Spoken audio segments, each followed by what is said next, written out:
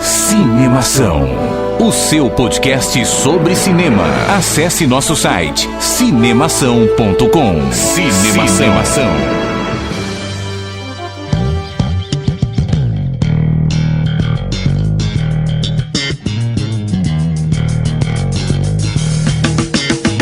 Seja bem-vindo ao podcast Cinemação número 174. Eu sou Rafael Arinelli e toda vez que eu penso em montador, eu lembro do Lego. Muito bom. Eu sou Daniel Cury e o roteiro é o primeiro esboço da montagem e a montagem é a última versão do roteiro. Olha aí! Foi poético. Foi bonito. Ele começou bem. A frase não é minha, a frase é do Quentin Tarantino, tá? Tá. Eu sou o Lucas Gonzaga e eu vivo de contar histórias todos os dias da minha vida. Olha aí! Essa frase é sua mesmo, né? Você não roubou também do Tarantino. Não, nem teria coragem de citar alguém por uma frase tão simplória, mas vamos adiante. É, né? Porque do jeito que o Daniel faz é fácil. Essa comparação do Lego eu acho muito interessante, porque no fundo eu falei uma vez sobre isso. Porque o Lego tem isso, né? Tu tem já umas peças de determinado formato, então tem muito a ver realmente com montagem, assim. Tu tem um controle, mas no fundo tu já tem um certo formato. Tu não pode inventar 100%, né? É verdade. Faz sentido. Toda a frase que eu pensei era justamente com todo esse significado. Muito bem, estamos aqui hoje reunidos aí, né, com o Lucas Dutra Gonzaga. Isso. É Lucas Gonzaga, né, o seu nome artístico. O Dutra ficou no caminho. Então a gente trouxe aqui o Lucas Gonzaga para conversar com a gente, para dar uma aula pra gente aí sobre uma profissão que é extremamente importante pro cinema e que a gente vira e mexe fala aqui sobre, quando a gente tá falando sobre filme e a gente tá falando sobre ritmo de filme, edição. A gente falou no último, né? Aliás, esse é um assunto que a gente pode debater aqui, eu queria dizer. É verdade. Se o Lucas topar Batman falar vs Superman foi um troço que a gente criticou bastante, né? A montagem. Eu acho que é um filme que rende uma boa discussão. Exatamente. Então, eu também tive meus problemas com o filme. Pois é, então. E aí a gente resolveu, como é um assunto muito interessante, e aí a gente teve aí esse contato com o Lucas. O Lucas já trabalhou inclusive com o Afonso Poyar, que já esteve aqui também. Sim. E tal. Então a gente tá fazendo um combo, né? Juntando tudo. Todos os episódios do Cinemação, eles são um conectado ao outro, né? Porque a gente trouxe o Afonso Poyar, a gente falou sobre Batman vs Superman, e agora a gente tá trazendo o Lucas. Olha só como uma coisa veio. No fundo é tudo dentro do Matrix. Exatamente. Vamos então conversar sobre a profissão de editor / montador aí, né? Logo depois do quadro Repercussão. Agora no Cinemação. Eu começo, então. Repercussão. E eu me surpreendi com o filme. Repercutindo o que rolou durante a semana. Repercussão.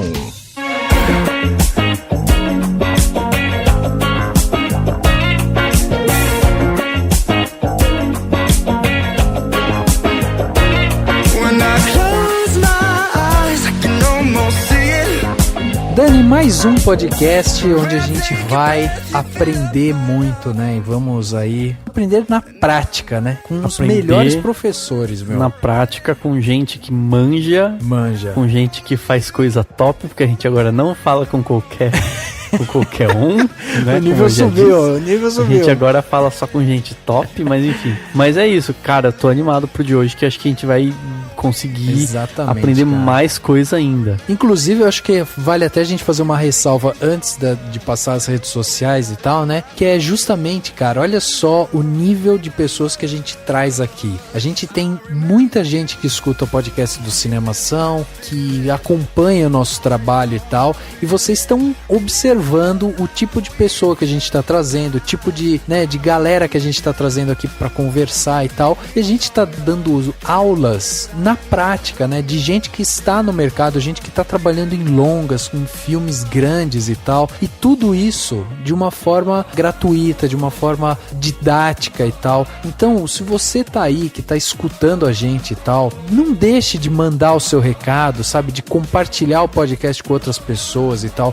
Cara, é um conteúdo conteúdo, tipo, gratuito, um conteúdo de alta qualidade, com pessoas gabaritadas, entendeu? A gente pede no mínimo 2 coisas e talvez 3. A gente pede no mínimo que você curta o SoundCloud. Sim. Ou dê as notinhas no iTunes. Exato. Né? A gente pede que você comenta, nem que seja só assim, muito legal o podcast, gostei, mas de preferência com alguma ideia sua, com algo que você pensou, ou alguma coisa, o que te acrescentou, ou como você gostaria de acrescentar a discussão. Exato. Né?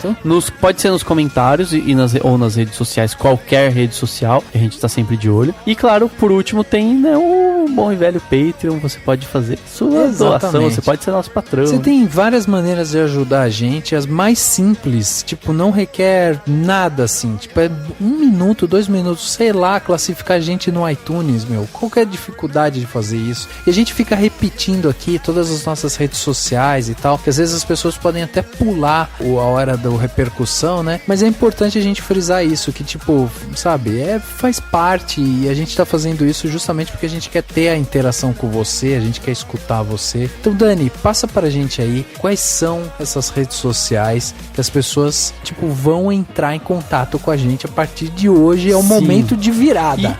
E é aquela coisa, aquela coisa, às vezes você só recebeu lá no seu feed, né? Você não tá no site do Cinemação nesse momento. Né? Você tá ouvindo o seu podcast no seu celular, no seu aparelho móvel, qualquer que seja ele. Mas você pode, chegando em casa, mandar um e-mail para contato@cinemação.com, contato@cinemação.com, ou então em qualquer rede social, Facebook, Twitter e Instagram, manda mensagem pra gente, você acompanha a gente no Cinemação, @cinemação, /cinemação, o que for. A gente também tá no Snapchat, que é pra você acompanhar algumas novidades, algumas coisas bacanas. E claro, se você quiser ouvir a gente de um jeito um pouco diferente, a gente sempre lembra que tem a web rádio vagalume.com, que exibe o podcast Cinemação sexta-feira às 22 horas, com reprises aos domingos ao meio-dia. Então, se você gosta de ouvir uma web rádio com uma programação bacana, pode ser uma opção também, daí você ouve lá diretamente. E claro, chegando em casa, ou se você já estiver no computador neste momento, você vai lá no cinemação.com, tem novidade, tem notícia, tem crítica, tem artigo, tem muita coisa boa. E, claro, repetindo, SoundCloud, iTunes, clique em curtir. Curte também a publicação no Facebook. Curte o que puder, clica no like lá no Twitter, também ajuda bastante. É sempre bom pra gente conseguir ser apresentado pra ainda mais pessoas. E se você quer ajudar o Cinemação, né, de outras formas, tá aí a velha forma de sempre de ajudar o Cinemação, que é fazendo doação. Você pode fazer sua doação a partir de $1 aqui pro Cinemação no patreon.com/cinemação. Você fazendo essa doação pra gente, você vai contribuir com o crescimento do Cinemação e vai também ajudar com que a gente desenvolva novos conteúdos aqui para você. Então, aproveita nesse ambiente de felicidade que a gente vai aprender aqui hoje e tal, vai lá, faz a sua doação, ajuda o Cinemação a dar esse passo a mais, a conquistar um novo público, a conquistar novas pessoas. Vai lá em patreon.com/cinemação, faça sua doação, assim como faz o Diego Lima, o Alberto Marinho Camilo e o Fernando Machado, que doam aqui pra gente o seu rico dinheirinho para ajudar a gente a evoluir ainda mais aqui dentro dessa internet brasileira, né? Então, seja um patrão do Cinemação, vai lá em patreon.com/cinemação. Dani, chegando aqui na parte onde as pessoas saíram do armário e deixaram seus comentários sobre o último podcast polêmico sobre Batman vs Superman, né? Onde a gente teve aí esse monte de discussão na podosfera, né? Vários canais fazendo podcast sobre Batman vs Superman. Gente que gostou, gente que não Exato. gostou. Então, teve um escritor que escreveu que fez um vídeo, né? Escritor não, um cineasta americano, né, que faz documentários, que chorou de se emocionar falando da Marta e não sei o que, então teve de tudo, né? Exato.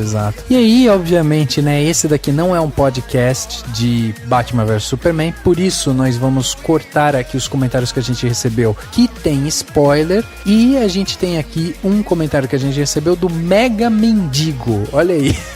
O cara é mendigo, mas consegue mandar comentário pra gente. Sim. Você que tá escutando a gente ainda não mandou o seu. Exatamente. E ele é um mega mendigo. Ele é um mega mendigo. Não é só um mendigo, ele é um mega mendigo. E aí ele deixou o seguinte comentário: essa foi uma boa discussão sobre o filme, com pessoas que gostaram dele e outras nem tanto. Compartilho do pensamento e da visão da Germana Viana e gosto de 2 tipos de abordagem para filmes de super-heróis, os da Marvel e os da DC. Não prefiro um em detrimento do outro, apesar de ser mais Marvete. Olha aí então, muito interessante aí o comentário do Mega Mendigo, né? Apesar dele preferir a Marvel, ele gostou da nossa discussão desses personagens da DC e a gente consegue perceber aí que a presença aqui da Germana já foi positiva, só por ela ter sido citada aqui num comentário, tá vendo só? Então eu acho assim que a gente tem que continuar, obviamente, né, discutindo o filme, porque ele chega, né, para 2 tipos de público, então ele chega tanto para as pessoas que são fãs de super-herói, como chega para o público que não é fã, como eu e o Daniel aqui, no caso do nosso podcast, tinha a Germana e o Henrique que entendem pra caramba de super-herói. Então assim,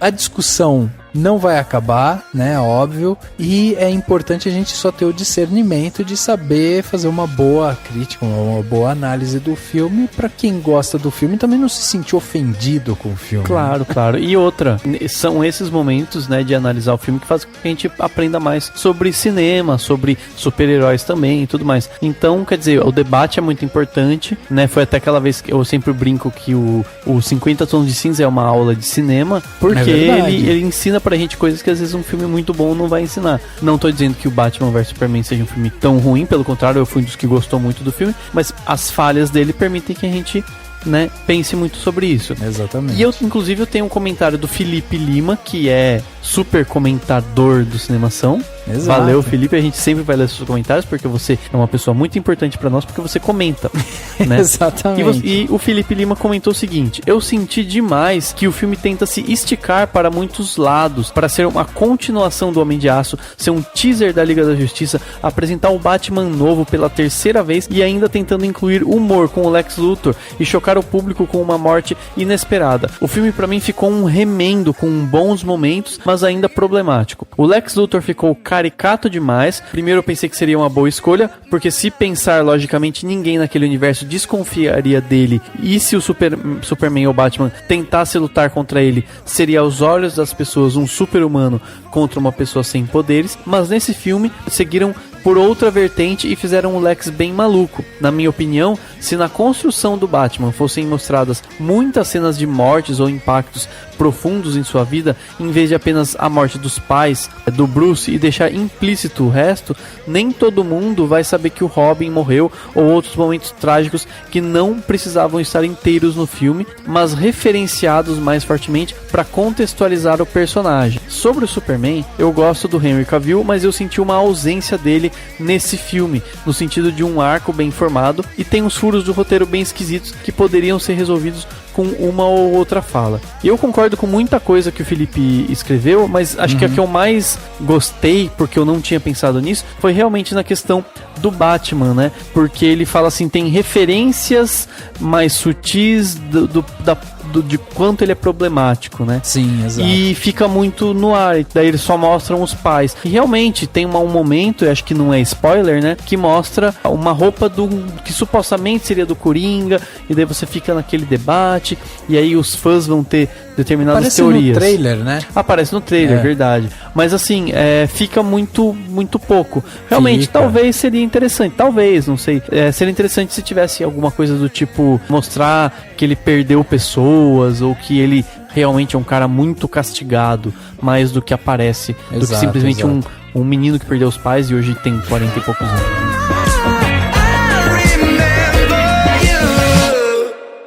There's magic to editing. Magic is a discovery of something new that wasn't intended, that works for the movie. Lucas, pra gente começar esse papo aqui, né, sobre a profissão, vamos começar do princípio, que é justamente a nomenclatura. Você, a gente pode te chamar o quê? Infernal. É montador, então, é editor? Que eu não sei, né? Tem pessoas que têm muitas convicções, eu invejo elas profundamente. Eu não tenho nenhuma convicção a respeito do assunto. Eu fico um pouco com a definição de um dos meus professores, que é um grande montador, Giba C. Brasil, que é o montador dos filmes do Jorge Furtado. Eu tive aula com ele na faculdade, e ele dizia que que para ele a diferença era apenas da origem da palavra, né? Montagem vem do francês e editor vem do inglês. Mas a coisa tomou um rumo complexo ao longo da história e tem muito a teoria que editor faz vídeo, né? Na época que se filmava com película tinha um pouco isso. E o montador fazia filme. Assim, eu entendo, tem gente que defende arduamente até hoje essa divisão. Eu confesso que eu acho que não faz muito sentido ficar discutindo isso, assim. Exato, então eu mesmo me denomino dos dois, assim. Porque tem muita gente que acha montador esquisito. Eu tenho muitos amigos que não são da área que acham montador esquisito. Eu lembro uma coisa, montador de móvel, sei lá o quê.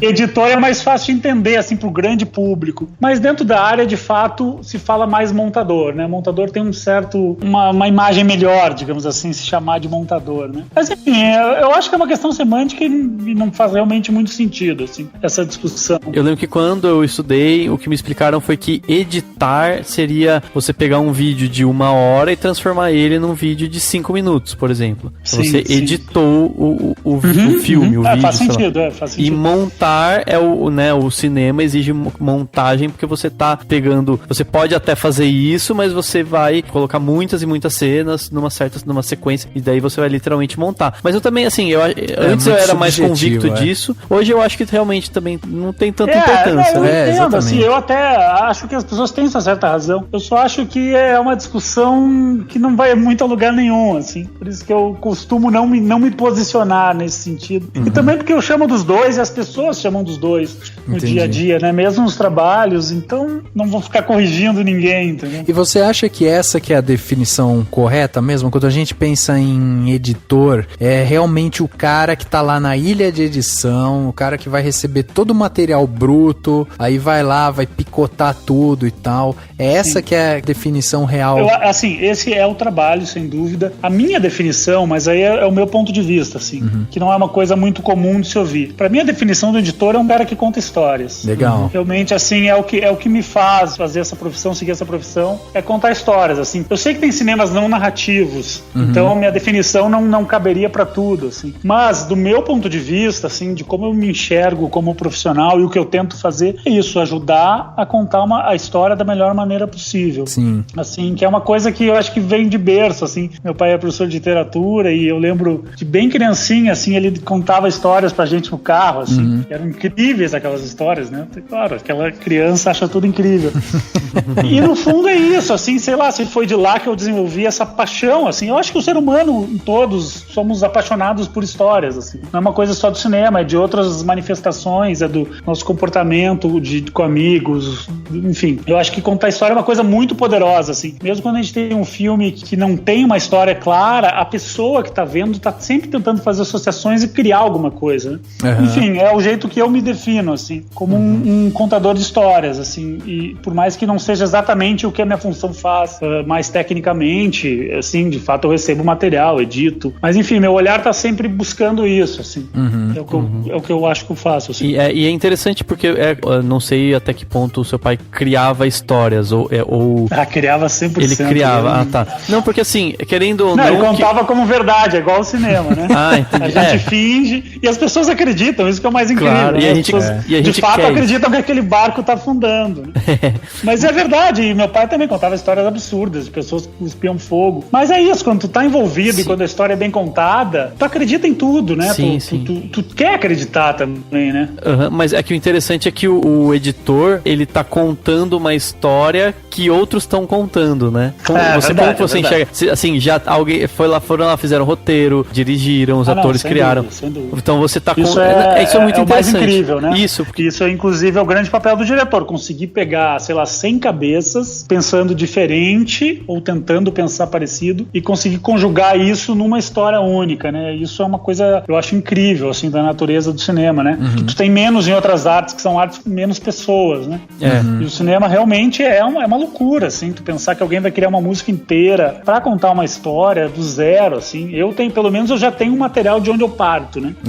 Então tem isso, assim, eu tenho minha limitação do formato das peças do Lego, mas o músico, por exemplo, ele parte do zero, né?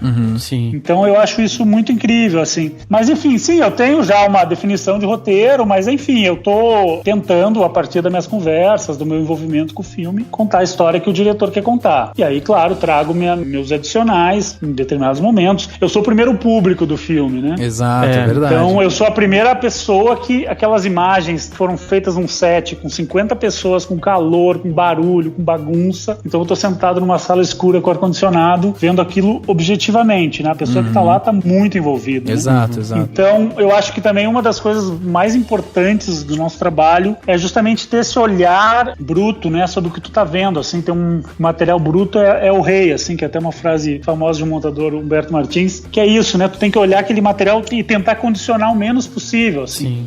Por isso, nesse sentido, é até legal esquecer um pouco todas as conversas que tu já teve de roteiro, discussões, e tentar saber que o material é o que tá ali, entendeu? Muitas coisas que foram planejadas, infelizmente, não foram entregues. Quando você estão produzindo filme e você vai montar, você chega a visitar o set, chega a fazer algum tipo de... participar de algum outro processo criativo ou não? O que você acha melhor? Seria legal, por exemplo, alguém chegar pra você e falar, olha, já filmei o filme, você não sabe de nada, vou te entregar ele. Recebe como que funciona 3 horas de filme, né? Sim. Não, eu acho que no mundo ideal seria bem bom se a gente já pegasse com o filme todo filmado e tudo mais.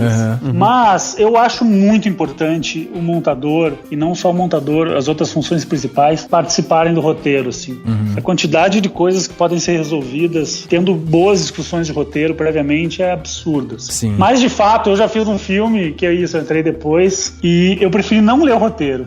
Eu preferi ver primeiro todo o material bruto, ver que maneira aquilo me tocava, e depois eu fui adaptar para a história que eu estava contando, a história do roteirista, do diretor, enfim, de quem mais estivesse participando. E também é um processo incrível, assim, porque aí sim tu tem um olhar absolutamente livre, assim, sobre aquilo, né? Tu consegue ver justamente aquilo que eu tinha falado antes de não condicionar, assim, não esperar já alguma coisa do material. Não esperar que tal cena conte tal coisa e dar uma chance de ser surpreendido, assim. O que é muito bacana. Mas, enfim, da outra pergunta, eu vou te falar que eu acho o set uma coisa enfadonha, assim, eu acho insuportável. Não sei como alguém pode querer fazer isso da vida, né? Porque cada plano leva 3 horas pra rodar e a luz que não tá pronta. Eu não tenho paciência pra isso, assim.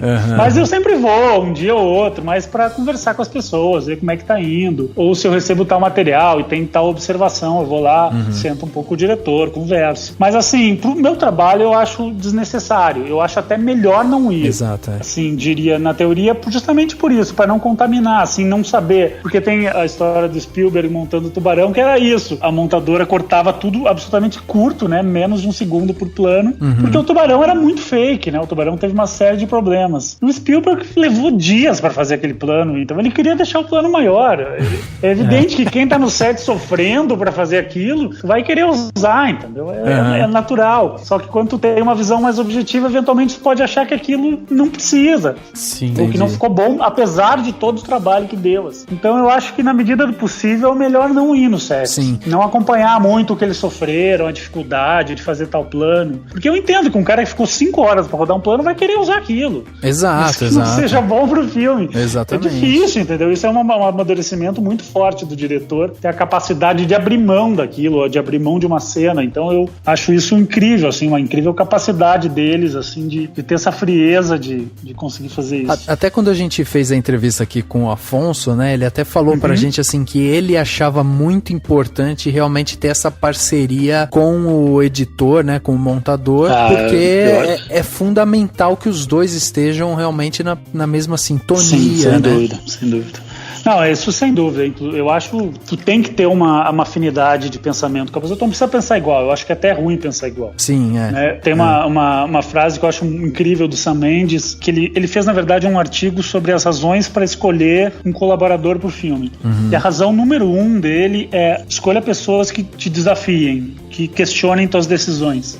Então, eu acho isso muito importante, assim, no meu trabalho, apesar de ser uma coisa, pode gerar conflitos, mas é muito importante pro diretor que tá ali envolvido há 5 anos no projeto, ter alguém que esteja questionando essas decisões, entendeu? Porque isso, mesmo que ele não queira mudar, ele vai ter que pensar 2 vezes de novo, entendeu? Para ter a convicção do que ele tá fazendo. Então, eu acho muito importante, assim.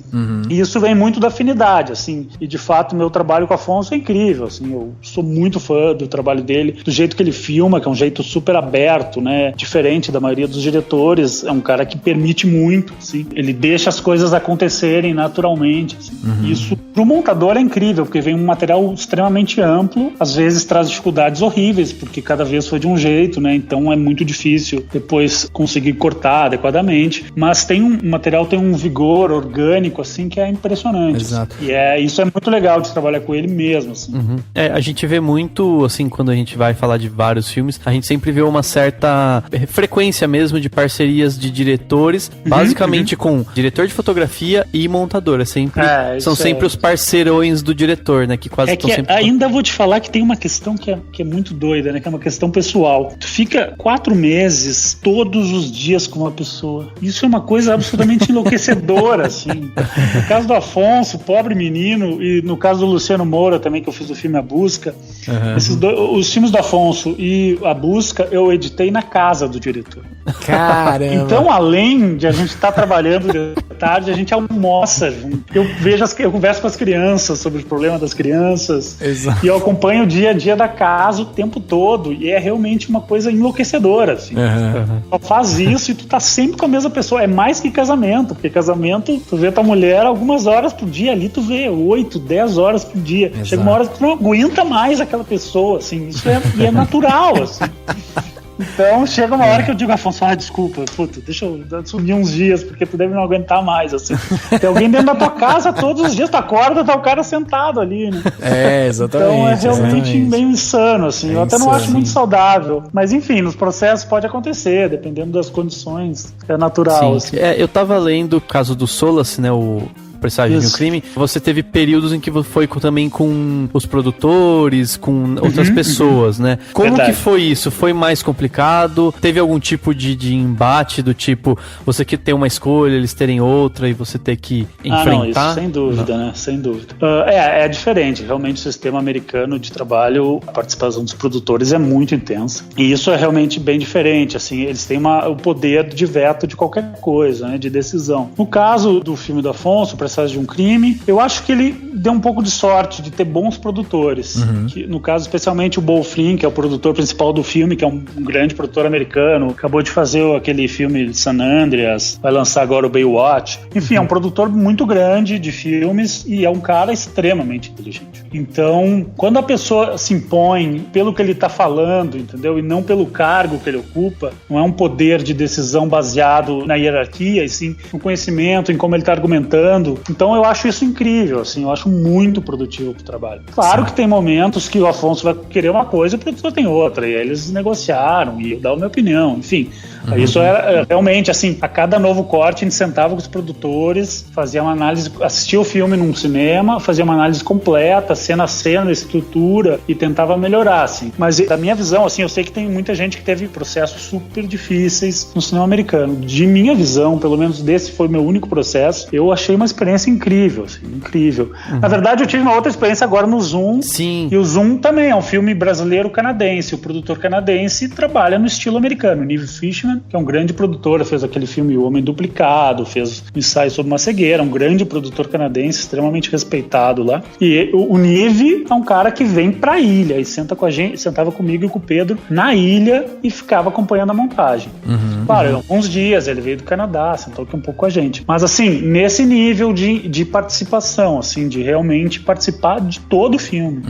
Assim, de todas as decisões, de todas as cenas. Questionar corte, no nível de questionar corte, entendeu? Questionar por que tá usando um plano aberto aqui, porque não tá usando um plano fechado. Enfim, tem uma participação. Mas, de novo, o nível é outro cara extremamente inteligente. Entendi. Então, é um prazer trabalhar com ele. Claro que é difícil ali, tu tem duas pessoas de peso muito grande, que podem ter opiniões totalmente divergentes. Isso é uma questão, claro, que vai ter que ser negociada, conversada, aceitada. Mas, de minha parte, eu acho que quanto mais gente competente tiver, melhor pra mim. Entendeu? Me diz uma coisa, Lucas, você, antes até da gente entrar nesse processo de trabalho e até comparar o processo de trabalho Brasil, Estados Unidos e tal, eu queria saber, assim, sobre você, né? Você tem quantos anos de carreira agora? Com cinema, eu não tenho muitos, não. Eu comecei, meu primeiro filme foi justamente A Busca, em 2011. Legal. Mas desde a minha primeira série foi em 2008, que foi O Som e Fuga. Fúria. Uma série com direção do Fernando Meirelles, que eu acho uma série incrível, assim, sobre teatro. Passou na Globo. Depois, enfim, mas eu já fazia publicidade há muito tempo, né? Desde 2001, eu acho, 2002, em Porto Alegre. E você sempre esteve nessa área de edição mesmo, montagem, ou você já se arriscou por outros caminhos e acabou chegando aí? Eu gostava de tudo, assim, eu queria, em princípio, ser roteirista. Tá. Era a minha ideia original, que ainda um dia eu vou botar em prática. 2040, por aí. E eu acabei fazendo as coisas meio por acidente. Eu tinha um grupo de amigos em Porto Alegre, que a gente fazia filmes caseiros, horrorosos. E acabou que eu ia fazendo uma função em cada filme, aquela coisa bem estudantil, né? Depois um dos meus amigos, o Roberto Lassado, que é um fotógrafo que trabalha em São Paulo, ele era o cara que mais tinha conhecimento, então ele entrou mais rápido no mercado. E aí, um dia, eu era meio assistente de direção, ele me chamou para fazer um making-off para ele, porque ele estava enrolado de um comercial. Aí eu fui fazer um making-off para ajudar ele, assim, e aí não tinha quem editasse o making-off, então eu resolvi eu mesmo editar, porque eu queria que ficasse boa a minha filmagem, então eu falei, vou fazer um... E aí, enfim, eu editei o making-off, enfim, deu 10 minutos de making-off infernal, não sei como aguentaram aquilo, e apresentaram junto com a campanha, era uma campanha de uma loja de Porto Alegre, e a campanha foi terrível, teve uma péssima apresentação, e o making-off grande sucesso, não sei como, até hoje. Foi um grande sucesso, as pessoas se emocionaram, acharam aquilo incrível. E aí, enfim, paraquedas, alguém falou, esse cara deve editar, e me botaram numa ilha de edição. Eu não sabia nem mexer no programa, fiquei ali tentando, e levou um tempo, assim, isso acho que foi em 2001, e aí levou um tempo, assim, até... Mas, de fato, eu comecei a gostar, assim, tem uma coisa que eu gostava, que era que eu tinha dificuldade como assistente de direção, que o assistente de direção tem que cobrar trabalho de todo mundo, né? Exato. E eu tinha o que eu gostei da montagem foi isso, eu só dependia de mim mesmo, que eu não gosto assim de cobrar as pessoas que se atrasam, que não aparecem, que isso eu não tenho essa capacidade assim, que tá fazendo trabalho errado, sei lá. E o montador só depende de mim, eu sento ali e não preciso de ninguém, entendeu? Isso pra mim é algo que pro meu perfil pessoal ajuda muito, assim, muito mesmo. Mas você já chegou a trabalhar com algum assistente do tipo que faz a decupagem? Ou não, é só você? Não, eu prefiro, eu trabalho sozinho. Não, eu tenho um assistente que organiza o material, né? Recebe todo o material do set, aí separa o material por cena, com o material. Eventualmente eu peço para pesquisar efeitos de áudio, que é uma coisa que dá muito trabalho, né? E dependendo do assistente, dependendo de como ele eu posso pedir para ele fazer primeiros cortes das cenas, o que é algo bem bacana, assim. Legal. Mas depende um pouco do perfil do assistente, não muito do meu perfil. Eu gostaria que todos se interessassem, mas tem gente que, às vezes, como eu caí de paraquedas, gente que cai meio de paraquedas, porque é o trabalho que tem, e não tem muito esse perfil, assim, acaba que os assistentes não duram muito tempo, então tu também não tem tempo de formar alguém, porque a pessoa, claro, em geral quer fazer já outra coisa em breve. Entendi. Mas assim, eu acho muito legal quando tu tem a capacidade de achar um assistente que esteja afim, então eu peço pra ele fazer um primeiro corte da cena, ele me entrega, a gente discute o que eu acho que não ficou bom, o que eu acho que ficou bom. Então acho que é bem bacana, assim, primeiro que ajuda, deixa o processo um pouco mais rápido, e segundo que eu acho que é bacana, tá formando pessoas legais que vão em breve tá aí junto com a gente trabalhando, né? What makes a movie is the editing. Falando um pouco sobre esse processo de trabalho mesmo, né? Você tá ali, você não fica ali sentado só esperando o filme, você entra já desde o começo do processo, quer dizer, você já acompanha as primeiras leituras de roteiro, você já tá ali nessa equipe ou não? Você entra realmente quando eles começam as produções e tal, em que momento que você tá ali? Eu diria que o processo normal seria entrar bem no início, né? Bem antes do filme começar a ser rodado. Esse é o processo mais tradicional, assim, especialmente nos Estados Unidos, eu diria que é praticamente sempre assim, né? Tu já fecha com o teu montador, tem tempo de ouvir ele sobre o roteiro, conversar sobre as ideias, sobre a visão do filme, que é bem bacana. Aqui no Brasil, a coisa é um pouco bagunçada, assim. Então acontece de tudo, assim, já aconteceu de eu entrar, inclusive, com o filme já pronto e ter que remontar o filme. Acontece, às vezes, de já ter começado e não tá dando certo, ou filmar e não sabiam, alguém saiu no meio. É um pouco o nosso...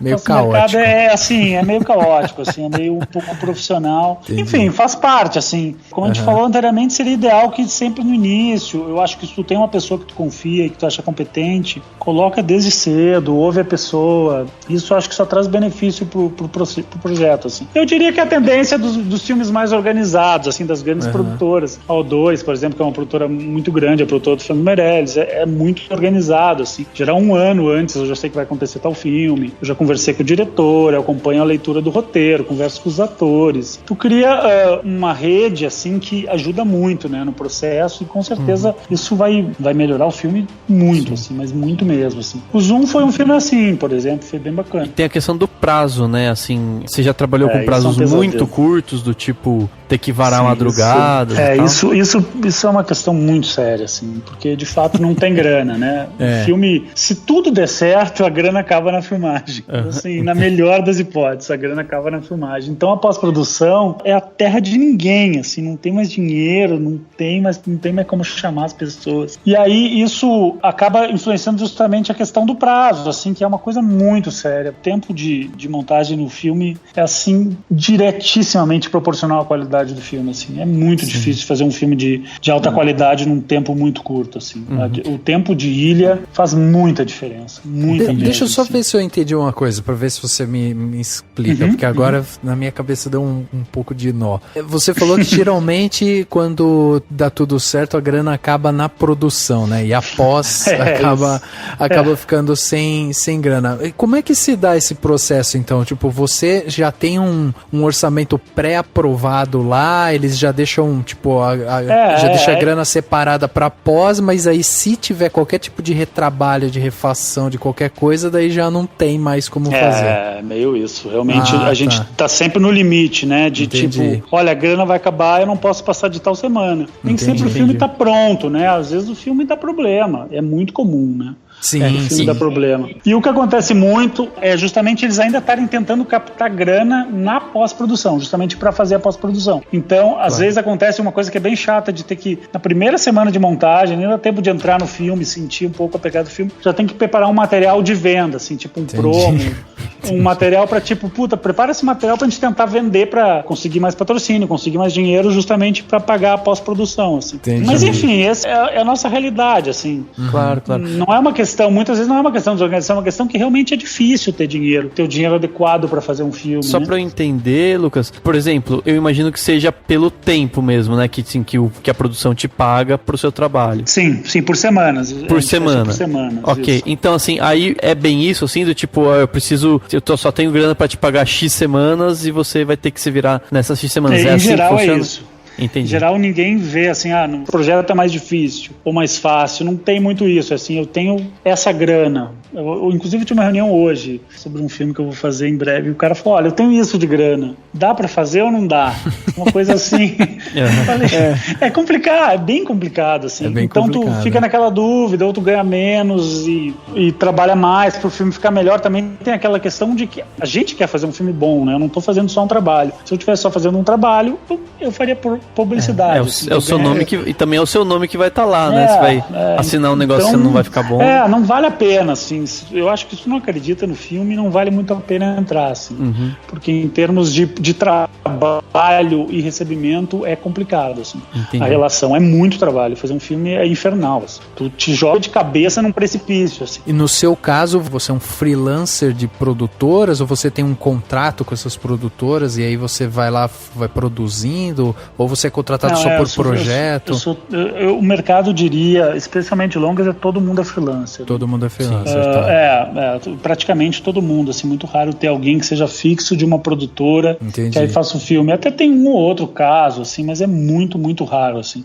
Em geral, a gente faz um contrato por projeto. Claro, acaba tendo um lugar que tu trabalha mais, assim, por afinidade, porque tu conhece as pessoas, porque tu... Enfim, isso é natural, assim, até porque... Sim. Mas, assim, é por trabalho, assim. Às vezes as produtoras têm pessoas fixas, mas em geral para longa-metragem é muito improvável. Para publicidade até tem algumas que tem, mas para longa-metragem é bem improvável. Assim. Ainda sobre o tempo, Lucas, eu li que a edição do Solace foi de 30 semanas. Isso, maravilha, espetáculo da natureza.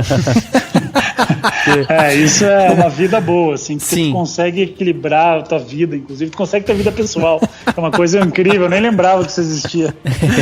Não, então, e aí eu queria saber, assim, pra ter alguma comparação, você poderia falar quanto foi, por exemplo, pro Zoom e pro Dois Coelhos, por exemplo? O Dois Coelhos foi um processo diferente, né, porque ele começou com um montador justamente que era fixo da casa, o André, depois o Afonso fez um tempo, o Dois Coelhos não tinha grana nenhuma, assim, então ele foi um processo diferente, assim. Sim. E aí eu entrei, mas no fim, justamente, tinha uma questão de grana, que não tinha grana, assim. E aí é complicado, assim. Então, Dois Coelhos eu acho que não é referência. Tá. O filme mais curto que eu fiz foi o Entre Nós. O Entre Nós foram 12 semanas, que é um prazo bem curto, assim, na minha visão. Eu não acho... Eu sei que tem gente que já faz filme em 8, 9, algumas comédias, por exemplo, que são um pouco mais simples. Comédias globais dá pra fazer em menos tempo. Eventualmente, tem algumas, não só por ser comédia vai ser mais simples, mas eu sei de casos de algumas comédias que já fecharam o filme até em 8. 12 semanas não são, entro se for nesse caso. 4 meses, semanas, né? 3 meses.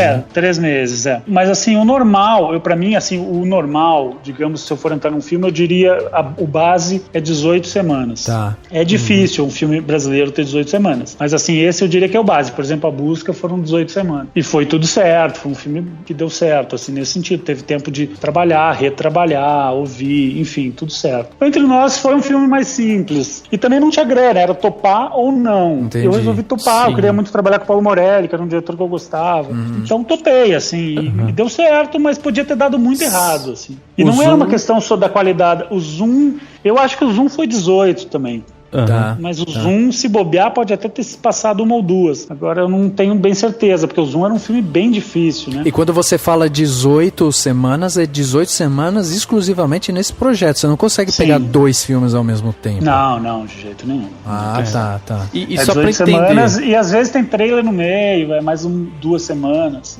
Então tu acaba, eventualmente, ficando 6 meses envolvido num projeto. Né? E só pra entender, Lucas, o que eu imagino que seja, mas eu queria que você explicasse o que faz do Zoom um filme mais complexo que o Entre Nós, por exemplo. O Zoom é um filme que são 3 histórias interligadas, né? Então as possibilidades estruturais eram meio infinitas, assim. Claro que tinham ligações, a gente fez até um quadro com as ligações que eram obrigatórias, que eram ligações diretas. Um personagem, por exemplo, desenha e o outro aparece sendo desenhado. Essa ligação é direta. Claro. De resto, podia mexer em muita coisa. Então essa era uma questão que tornava esse filme mais difícil. A segunda é que o processo, como o filme tem um terço em animação, ou seja, eles desenharam em cima do filme, então eles filmaram essas cenas que iam ser desenhadas com o Gael Garcia Bernal, todos num fundo cinza, sem fundo. O quadro podia ser de qualquer tamanho, porque não valia assim o que eu estava mexendo, eles iam desenhar em cima. Então eu podia pegar um plano aberto e fechar no rosto do Gael. Que legal. Então, todos os planos de 1/3 do filme, eu podia mexer neles completamente. Assim, fazer eles de qualquer tamanho. Só que a animação, eu não tinha um controle, assim, absoluto de como ficaria, né? Eu não tinha muita ideia. Eu não sabia se o tempo de leitura de um plano animado e filmado era o mesmo. E tem mais uma questão. Como eu só editava o rosto do Gael, eu não sabia que o espectador precisaria ler das imagens do fundo, né? Do figurante, do cenário. Isso é uma coisa que tem uma influência, né, na duração de um plano. Por exemplo, no Faroeste, se for usar aquele mega plano gigante, aquele plano vai ser mais longo do que um plano super fechado. Claro, em teoria, né? Tudo é possível. Mas na teoria, os planos mais fechados podem ser mais curtos, porque o espectador tem menos coisas para ler no quadro, né? Por exemplo, se tem um quadro muito aberto com muitas coisas acontecendo, aquele plano vai ser mais longo no filme, em princípio. Então, era muito tiro no escuro, assim. Isso leva mais tempo, assim, tu fica mais indeciso, tu experimenta mais, tu testa mais coisas. O Entre Nós era um filme mais simples, assim, de roteiro, né, e de realização. Ele tinha lá seus desafios e eram grandes, mas ele era bem mais simples, assim, era tudo numa casa, o filme começa, eles chegam na casa, não tem muito o que inventar, entendeu? Eu não posso não chegar na casa, ou sei lá, inventar alguma outra coisa. As mudanças que tiveram de estrutura foram tipo, pega uma cena por razões dramáticas, joga mais pra frente, pra preparar melhor o clímax, enfim, pra manter o mistério, tinha uma coisa de mistério. Mas assim, eram decisões muito mais simples, assim, eram menores, tinha menos variáveis pra decidir. Então era um filme que de fato podia ser editado em menos tempo, assim. Legal. Assim, eu até achei interessante você falando do Zoom, que eu não imaginei isso, né? Tipo, eles deixaram pra fazer então o desenho depois do filme já montado, né? Foi realmente insano, assim, era muito difícil. Eu vira e mexe, chamava os animadores e dizia, gente, me ajuda nessa, porque eu falava, mas ele vai fazer exatamente o quê? Porque às vezes ele parado e depois ia ter uma cena no aeroporto, depois ia ter o lettering mostrando que é o voo deles, enfim. Era muito... Aí eu pegava a imagenzinha da internet, colava ali, tentava imaginar, assim, mas simulava, realmente foi um trabalho. É uma simulação, a gente não tem certeza. Né? Não, que faz muito sentido mesmo, né? Porque imagina se eles tivessem desenhado todo o cenário em tantos takes pra depois aí realmente daria muito mais gasto, né? E mais, era uma equipe gigante de desenhistas, então o cara que fazia o cenário, não era o cara que fazia o movimento, que não era o que fazia os figurantes. Era meio enlouquecedor, assim, um processo realmente, não sei como o Pedro manteve a sanidade, porque esse foi realmente um processo infernal. E quando você montou, então, você estava montando vendo o Gael e não o desenho coloridinho. Isso, eu vi. Não, o filme ficou editado com o Gael, inclusive uma insanidade. A gente fechou o corte do filme com o Gael filmado o tempo todo. Depois começou o desenho. Entendi. Então, realmente, assim, foi uma coisa de muito estudo, assim, no sentido de pra saber onde começava, que era aquilo, assim. né? Onde muito, assim, a gente ficou exaustivamente simulando como seriam as coisas, mas eu não assisti. Eu assisti o filme pronto há pouco tempo, assim, e não tinha mais o que fazer. Se tivesse dado errado, deu errado, e era isso, assim. Entendi. Justamente por questão de grana, assim, nos Estados Unidos, com certeza, teria um tempo depois da animação pronta pra refazer coisas que não ficaram tão boas. Tem algum momento que você lembra que ficou de alguma forma que ninguém tava esperando, que você fala, nossa, sei lá, tem algum, ou do Zoom ou de algum outro, que você fala assim, peraí, isso aqui é meu, sabe? Do tipo, essa ideia foi minha. Tem alguma que você pode falar assim? Ou não tem? Eu acho que... Não, tem, porque na verdade é que assim, é um processo muito orgânico, assim, então de fato a gente dá ideias o tempo todo, né? O tempo todo. Então, com certeza, centenas de ideias minhas estão lá, assim como tem centenas de, sei lá, milhares de ideias do Pedro, enfim, dos animadores. Eu acho assim, sim, tem coisa, mas eu acho que aí gera um personalismo que pra mim não faz muito sentido, assim, porque eu acho que no fundo, mesmo que a ideia seja minha, eu sujeitei ela à aprovação do diretor e ele achou que era importante pra contar a história. Mas enfim, de fato, assim, o tempo todo, assim, do início ao fim do filme, a gente tá propondo coisas o tempo todo. Eu acho até interessante da gente pensar, né, que num processo de produção do filme, quando a gente parte lá do roteiro, onde a gente tem praticamente uma estrutura imaginária, né, quer dizer, alguém foi lá e tá começando a materializar aquela história, colocando tudo em palavras ali e tal. Depois vai pra um set de filmagem com o diretor, os atores e tal, e capta aquelas mensagens. Então, o seu trabalho é realmente pegar todo aquele material e organizar ele de uma maneira que esteja próximo do que foi ali no imaginado, né? Mas que também tenha todo um sentido de história e tal. Então, é um trabalho realmente que precisa ser muito orgânico. Ele tem que ter uma sinergia muito grande, né? Claro, sem dúvida. Não, eu acho que, na minha visão, por isso que é bom explicar, porque pode parecer meio grosseiro, mas na minha visão o roteiro morre no set. Mas é verdade. Por isso que eu digo assim, o que foi concebido, a gente vai ter que ver se a concepção funcionou. Ou reconceber, e a gente reconcebe o tempo todo, assim, todas as cenas. Exato, porque você tá ali esculpindo, né, Lucas? Você tem um negócio e você vai tirando coisa. Muita coisa não funciona. Exato. Muito mesmo, assim, muita. E é natural, porque também tu tá criando do zero, assim, é diferente ver depois um ator. É muito raro um ator funcionar o tempo todo, né? Todas as frases funcionarem e toda a ordem tá perfeita, assim. Então, é por isso que eu digo que é um trabalho muito orgânico, assim. Ele é muito vivo, assim, ele vai o tempo todo se autoalimentando e uma ideia aqui que surge, daqui a pouco vira outra coisa que é totalmente diferente. Numa busca, por exemplo, o filme teve 5 semanas de filmagem. Uma semana inteira foi pro lixo. Olha era um núcleo que não é que não deu certo, era um núcleo interessante, mas a gente achou que no filme depois pronto, aquilo não era melhor, não estava melhorando o filme. A história principal era a que mais importava, assim, pra gente. Então, assim, sinceramente eu não sei se fui eu que dei essa ideia, vamos tirar tudo isso do filme, vamos tirar 20 minutos e pôr na lixeira. Talvez tenha sido, entendeu? Até porque a gente tem essa visão mais objetiva de que quem viveu, mas isso, sei lá, eu ou qualquer outra pessoa que tenha dado a ideia, gerou um novo raciocínio em todo mundo a respeito do filme, entendeu? A respeito da história, do roteiro, enfim. Então, é isso que eu tava falando de ser orgânico, assim, de tipo, as coisas têm sua vida própria, assim, na edição, e podem funcionar ou não, e até hoje eu não tenho convicção se o filme é melhor com ou sem, entendeu? É muito louco. E tem vezes que a gente tem muita convicção, e tem vezes que a gente fala, poderia ficar mais difícil o início, porque o início, assim, é o problema de todos os filmes que a gente faz, né? Eu acho que a gente consegue parar pra pensar na importância da edição, né? Que é justamente se você parar pra pensar nas semanas aí de montagem, né? Quer dizer, você falou, a busca foi filmado em 5 meses. Não, 5 semanas. 5 semanas. Aí a a edição, tipo, leva edição foi muito 5 mais meses, tempo, exatamente. Muito mais Então você percebe a importância da edição e sem como dúvida. precisa. É um trabalho incansável, assim. Não, eu acho interessante, eu lembrei agora, só pra dar um exemplo, quando eu vi o Apocalipse Now a primeira vez, na verdade foi na versão do diretor, eu comprei o filme com a versão do diretor, que é a famosa, chamada versão do diretor, que é com tudo que ele queria, né, o Coppola lá queria um monte de coisa. E aí tem e realmente que o filme fica um pouco cansativo, aí depois eu fui pesquisar, fui estudar, e eu li o que cenas não tem na versão que foi pro cinema na época, né, aí tem todas as cenas que ele falava, que tem, acho que chega umas meninas, que o filme muda de tom e tal. Tô achando muito interessante isso, porque realmente você consegue visualizar. E quando eu li isso sobre o filme, eu falei, putz, o filme ficaria muito melhor sem essas cenas. Não sem precisava, cenas, né? Em geral, não tem regra, eu estaria exagerando, mas tem muitas vezes que o diretor mostra a visão e às vezes é pior, entendeu? Porque de fato ele estava pegado.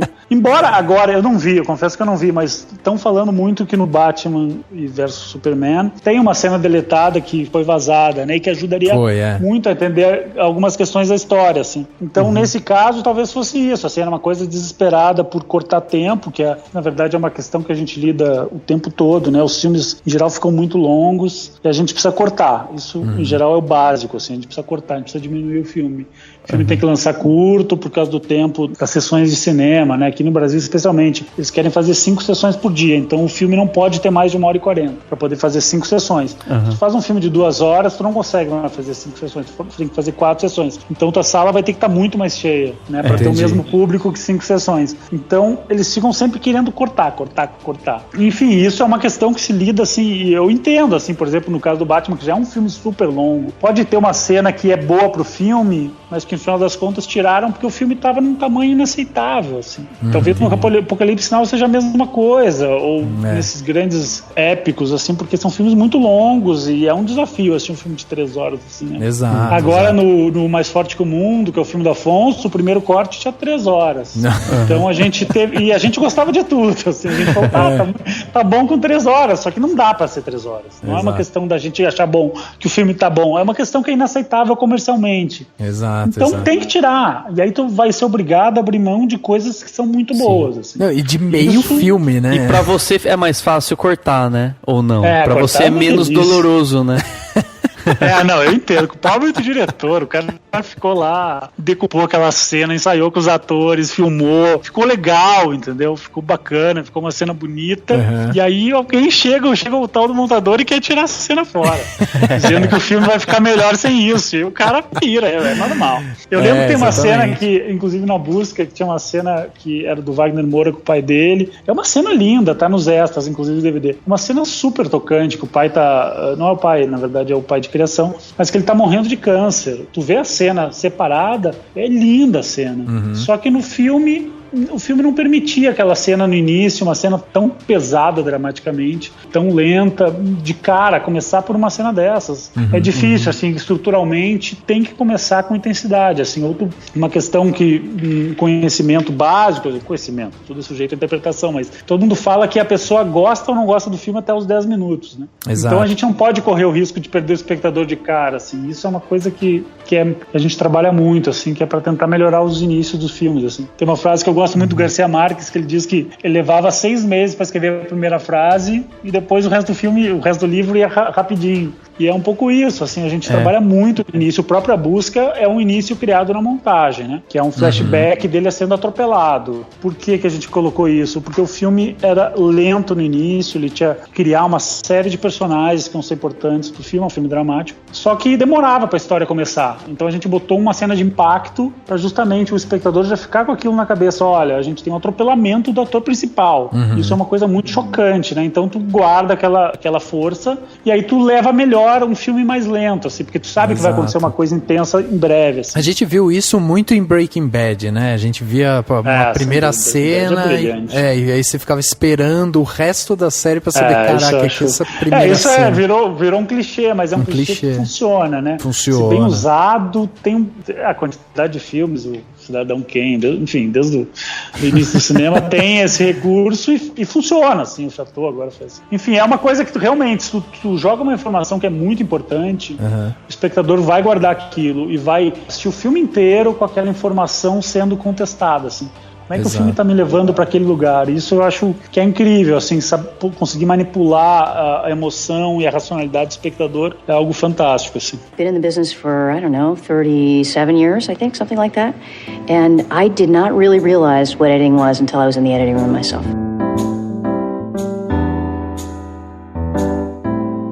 Agora, Lucas, deixa eu te perguntar uma outra coisa mais técnica também. A gente tá falando aí de filmes que, ok, um absurdo, filme com 3 horas e aí tem que cortar pro filme chegar a 1h40 e tal. Então me diz uma coisa, quantas horas de material você recebe na sua mão pra você começar a fazer, em média, né, a edição? Sim. E esse material, ele já vem já com todos os efeitos? Os efeitos são as últimas coisas, né, que são aplicadas?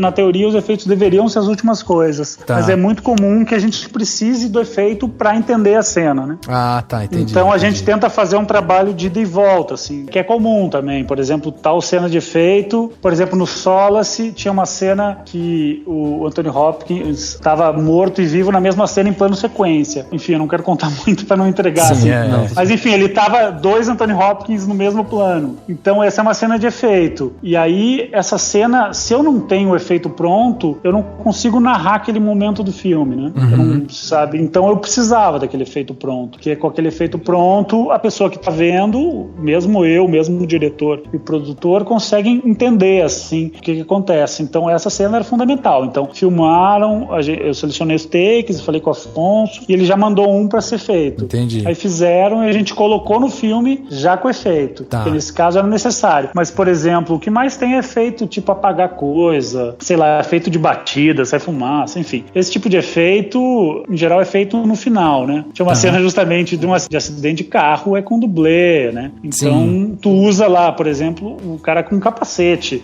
Quando a gente tá editando, o cara tá com um capacete dentro do carro, né? Depois eles vão limpar, reconstruir a cabeça, enfim, fazer tudo direitinho. Mas isso durante a edição vai ficar sempre desse jeito. E quanto à quantidade de material, depende muito, assim. Tem filmes que tem bem pouco material e tem filmes que tem uma insanidade de material. Nesse caso, se referem a Afonso Poyar. O rapaz filma muito. Mais Forte que o Mundo, ele filmava com 4 câmeras simultâneas, praticamente todas as cenas. Caraca! Então isso gera um material infinito, assim, porque em geral, se tu tá filmando só com uma câmera, que é o mais normal, sei lá, no final de uma diária, digamos, tu tenha 1h30 de bruto. Em geral é uma média, assim, meio uma média por dia, assim, do que chega de material. E no Afonso, muito raro alguma diária não chegar com 5 horas por dia.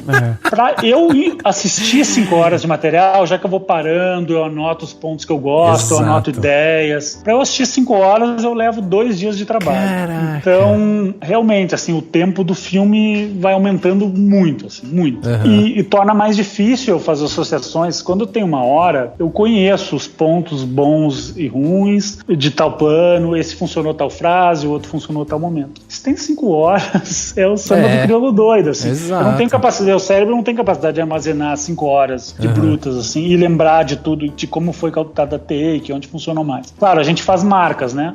Cada vez que eu vou vendo material, eu vou fazendo marcas do que eu gosto mais e depois, em geral, só uso essas marcas. Entendi. Mas, assim, o áudio deve ter tido umas 200 horas. Eu acredito, agora... de material, o que é uma insanidade, assim, para um filme de 2 horas, é uma margem de 100 para 1, né? Então, digamos que a cada plano que eu escolho, eu tenho que ver 100 coisas que eu não escolho. Exato. Então, isso dá o tamanho, assim, isso é um filme, assim, grande, mas normal. O Apocalipse Now, dizem que era uma insanidade absoluta. Ah, devia ser.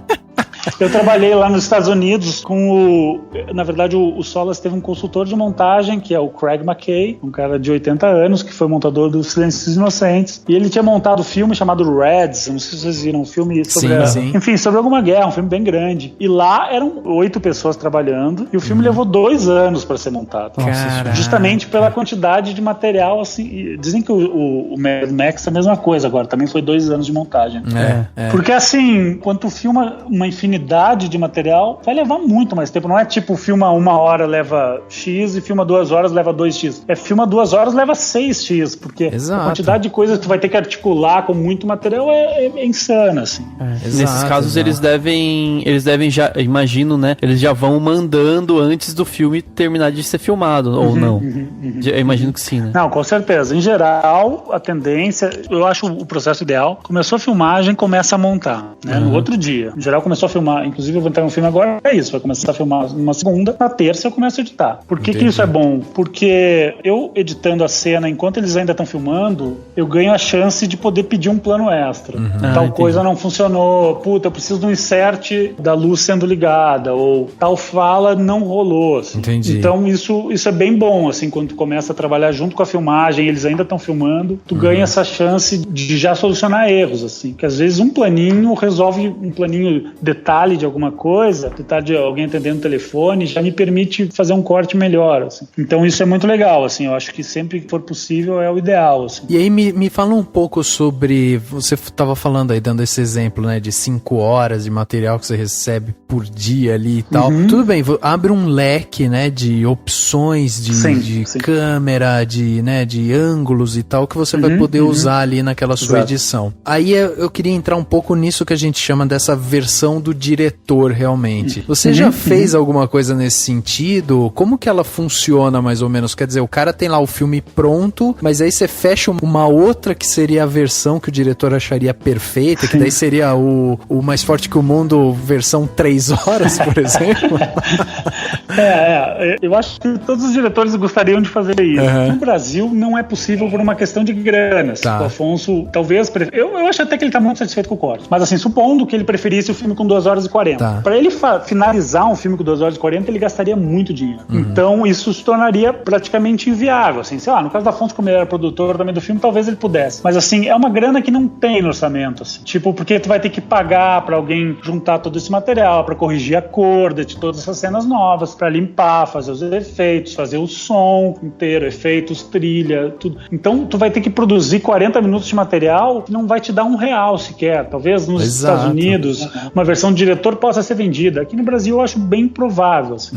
Então, no nosso sistema é bem provável que isso aconteça algum dia, assim. Mas sei lá, pode acontecer. Algum dia alguém quer fazer de qualquer jeito e faz. Mas assim, nos Estados Unidos tem essa questão, né, do produtor interferir assim, de um jeito que os diretores não gostam, assim, decidindo coisas totalmente à revelia. Então lá eu acho mais comum, assim, em geral no Brasil não acontece isso, assim, é muito raro um produtor ter o poder de fazer o corte final 100%, assim, ter o poder de afastar o diretor, eu acho praticamente impossível aqui, assim, muito improvável. Então é mais improvável que isso aconteça, assim, mas lá faz sentido. O que acontece aqui é na publicidade, porque o diretor fez o comercial dele, isso aconteceu comigo 1000 vezes durante a minha carreira. O diretor faz o comercial de cerveja, ousado, com uma piada mais exagerada, sei lá, com uma coisa mais picante. O cliente e a agência que vem aprovar o filme podem não gostar daquilo, achar muito exagerado, achar, enfim, qualquer coisa, achar muito cortado, achar muito arrojado, enfim, e querer fazer uma versão mais careta, que é comum, que o público goste. E aí o diretor, sim, nesse caso ele vai querer fazer a versão dele, assim, porque ele acha muito mais legal e porque aí o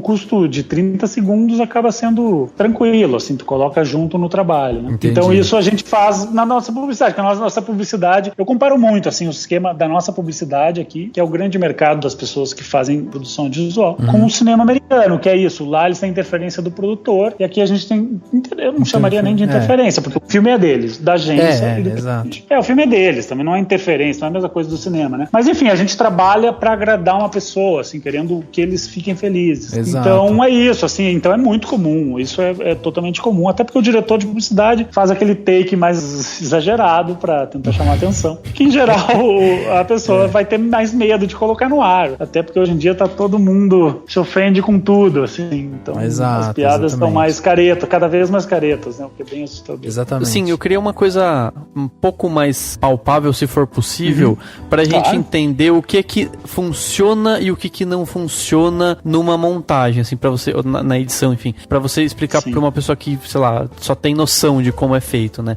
Não sei se tem como, mas alguma coisa do tipo assim, quando o cara tá olhando pra um lado, aí você corta, ele tá olhando pro outro, né? Que a gente sabe que isso pode ser complicado, isso é complicado, acaba significando algo menor. E daí, assim, a gente comentou do Batman vs Superman, você viu o filme, né? Vi, assisti. Porque, assim, a gente criticou muito, né? Mas a gente não faz ideia, no fundo, a gente não faz ideia de como é feita realmente a montagem, mas a gente entende que um dos problemas do Batman vs Superman é a montagem. Ele tem momentos em que isso incomoda. Eu concordo É possível dar algum exemplo do que tá lá que não funciona ou que poderia ser melhor? No caso do Batman vs Superman, na minha visão, eu acho que o filme tem um problema que ele não tem uma linha narrativa clara. Pra mim, isso é o que mais me incomoda, assim. O filme é um pouco perdido, ele tem 3 núcleos, né? E nem sempre os núcleos são bem encadeados. Então, eu vira e mexe, eu tive essa impressão na sala de cinema, que era, pra onde esse filme tá indo, assim? Eu me sentia um pouco perdido, assim. Exato. Exatamente que história ele tá contando, assim. Aí entra uma questão, sim, praticamente eu não gosto, digamos assim, da montagem do filme, mas eu não sei se os problemas foram de montagem, ou de tempo, ou de roteiro, assim, fica difícil diagnosticar perfeitamente, assim. Sim. Na minha visão, eu sinto isso do filme, assim, eu sinto que o filme, especialmente, não tem uma linha narrativa clara, assim, que história ele tá contando, afinal. Eu não sei, sinceramente, eu tenho dificuldade de conseguir resumir a história perfeita, assim, eu não tenho facilidade, assim, nesse filme. E acho que isso gera barrigas no filme, né? O filme ele não é lento em momento nenhum, não acho que ele é lento, mas ele é lento dramaticamente, assim, porque tu não tá muito interessado naquilo, né? O vilão, eu não gosto, assim, não funciona muito, as motivações dele. Então, não é que a montagem tá lenta, o filme tá indo rápido, mas como tu tá menos interessado, tu acaba dispersando um pouco, assim. Pra mim, esse é a questão que me pegou muito, assim, no Batman vs Superman, que eu não sinto em outros filmes, assim. Por exemplo, pra mim, eu acho até que o Batman do Coringa, lá do Nolan, deve ser mais longo até que o Batman vs Superman, ou do mesmo tempo, 2 horas e meia, sei lá. Eu lembro que é um filme longo, só que ao mesmo tempo tu fica envolvido 100% do tempo. O filme tem uma estrutura narrativa impressionante, assim, funciona do primeiro ao último frame, assim, da abertura, que é espetacular, que é uma coisa que eu até comento muito. Assiste a apresentação do Coringa com a máscara pra trás, aquilo é brilhante, assim, tu fica chapado no filme, tu já tá ali dentro, né? E aquela cena no banco, é tudo incrível. E eu não consigo ver, assim, uma vírgula fora do lugar no Batman do Coringa, assim. E já nesse, eu penso, assim, em muitas coisas. Eu tenho dúvidas, por exemplo, no Batman vs Superman, dos pesadelos, aquilo tá ajudando o filme. Eu me questiono, assim, claro, eu teria que ver de novo, eu também não tenho, é um filme longo, assim, teria que ver, talvez tenha algumas coisas que de fato influenciam. Como espectador, eu pensei, é legal, é bacana, são cenas muito legais, fortes e tudo mais, mas tá ajudando a contar a história. Fiquei me perguntando um pouco isso, assim, que é tipo, não sei, tem um pouco de coisa demais, talvez, é que assim, eu não sou ligado em quadrinhos, assim, então eu não conheço muito a história, talvez pra quem seja mais ligado, quando aparecem os outros personagens, enfim. Eu citei o exemplo no podcast do filme, né, que a gente gravou, além do momento em que eles estão meio que preparando, né, pra uma batalha, né, ou principalmente o Batman, que você não tem muita noção de quanto tempo se passou, que foi uma coisa que eu falei, quanto tempo foi? Alguns dias? Foi um dia só, do tal. Tem um momento também que tem uma espécie de, o Batman pega um negócio do Lex Luthor, mas o corte é tão rápido que parece que foi, sabe assim, o personagem parece que foi de um lugar pro outro, sem que você sinta que ele foi, né? Eu acho que é muito grave, pelo menos na minha visão, quando o espectador para pra questionar coisas do filme durante a exibição. Né? Exato. Eu acho isso um desastre, assim, pro filme. Eu acho que o espectador tem que estar muito imerso no que ele tá vendo. Ele tem que estar muito gostando daquela história ao ponto de não questionar nada. Se tu parar pra pensar, mas como é que isso aconteceu, hein? Por que ele tá fazendo tal coisa? Aí tu já tá saindo, né, da imersão que é o cinema pra pensar no mundo real, por que ele fez tal coisa. Isso é um choque, assim, eu acho que o espectador é muito ruim.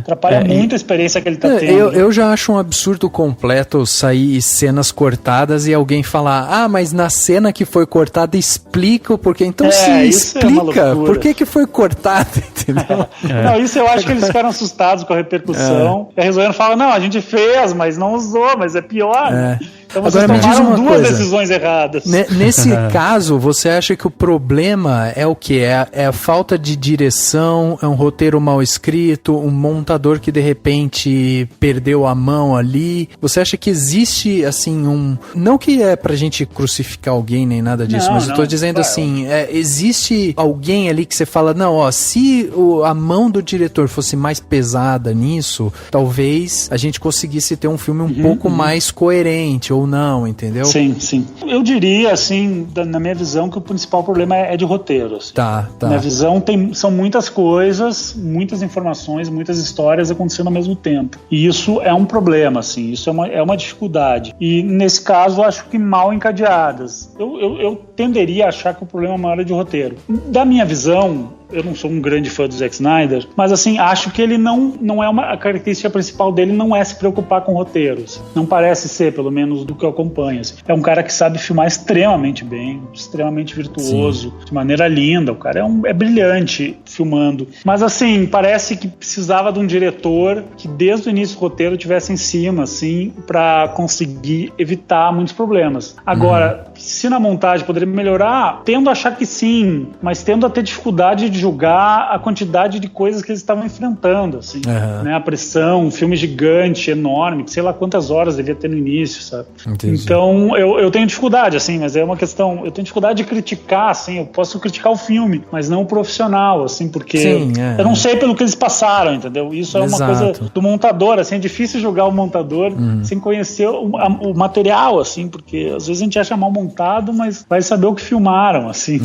Então, não sei, assim, não sei qual é que era o roteiro original, assim, o que eu posso, da minha visão, assim, acho que o filme tem problemas graves, assim, de estrutura e de narrativa, assim, mas eu acho que teria que dividir, mas entre os três, assim, entre os produtores também, mas assim, saber colocar na culpa de alguém eu já acho mais difícil, assim. Deixa eu aproveitar o gancho, Lucas, porque você tá falando muito de história, narrativa, né, você já falou de contar história, etc. Do ponto de vista teórico, assim, do conhecimento teórico que um montador, que o editor tem que ter. Assim, eu queria saber qual que é a sua opinião sobre o mais importante. Eu imagino que seja realmente estudar narrativa e né, a teoria do que é contar história, de storytelling, etc. Mas até que ponto é importante também e até que ponto, enfim, deve-se estudar de qualquer maneira a questão da história da montagem no cinema, sabe? Aquela coisa do Griffith que ele fez lá, né, começou com isso. Até que ponto é importante você estudar também essa coisa do corte, do efeito de um determinado corte? Como que funciona isso pra você? Eu acho que assim, conhecimento sempre é bom, né? E eu acho que no Brasil a gente não estuda o suficiente, assim, via de regra. A gente não tem muito essa tradição, né? E eu acho que isso reflete um pouco nos nossos filmes, assim. Na verdade, reflete bastante, assim. A gente topa, muita gente desqualificada faz porque o nosso sistema permite, né? Eventualmente um diretor fez 6, 7 filmes ruins e vai fazer o 8º porque o nosso sistema não premia mérito, assim. Isso é uma questão bem séria, assim. Ao mesmo tempo difícil, pelo jeito que a gente financia os filmes, do jeito que a gente faz os projetos. Mas eu acho que é uma questão complicada, assim, pro cinema evoluir, tu não ter... Às vezes eu vejo um diretor muito ruim fazer muito mais filmes com um diretor bom. Exato. E ter 6, 7, 8 longas, assim, eu digo, mas gente... Enfim.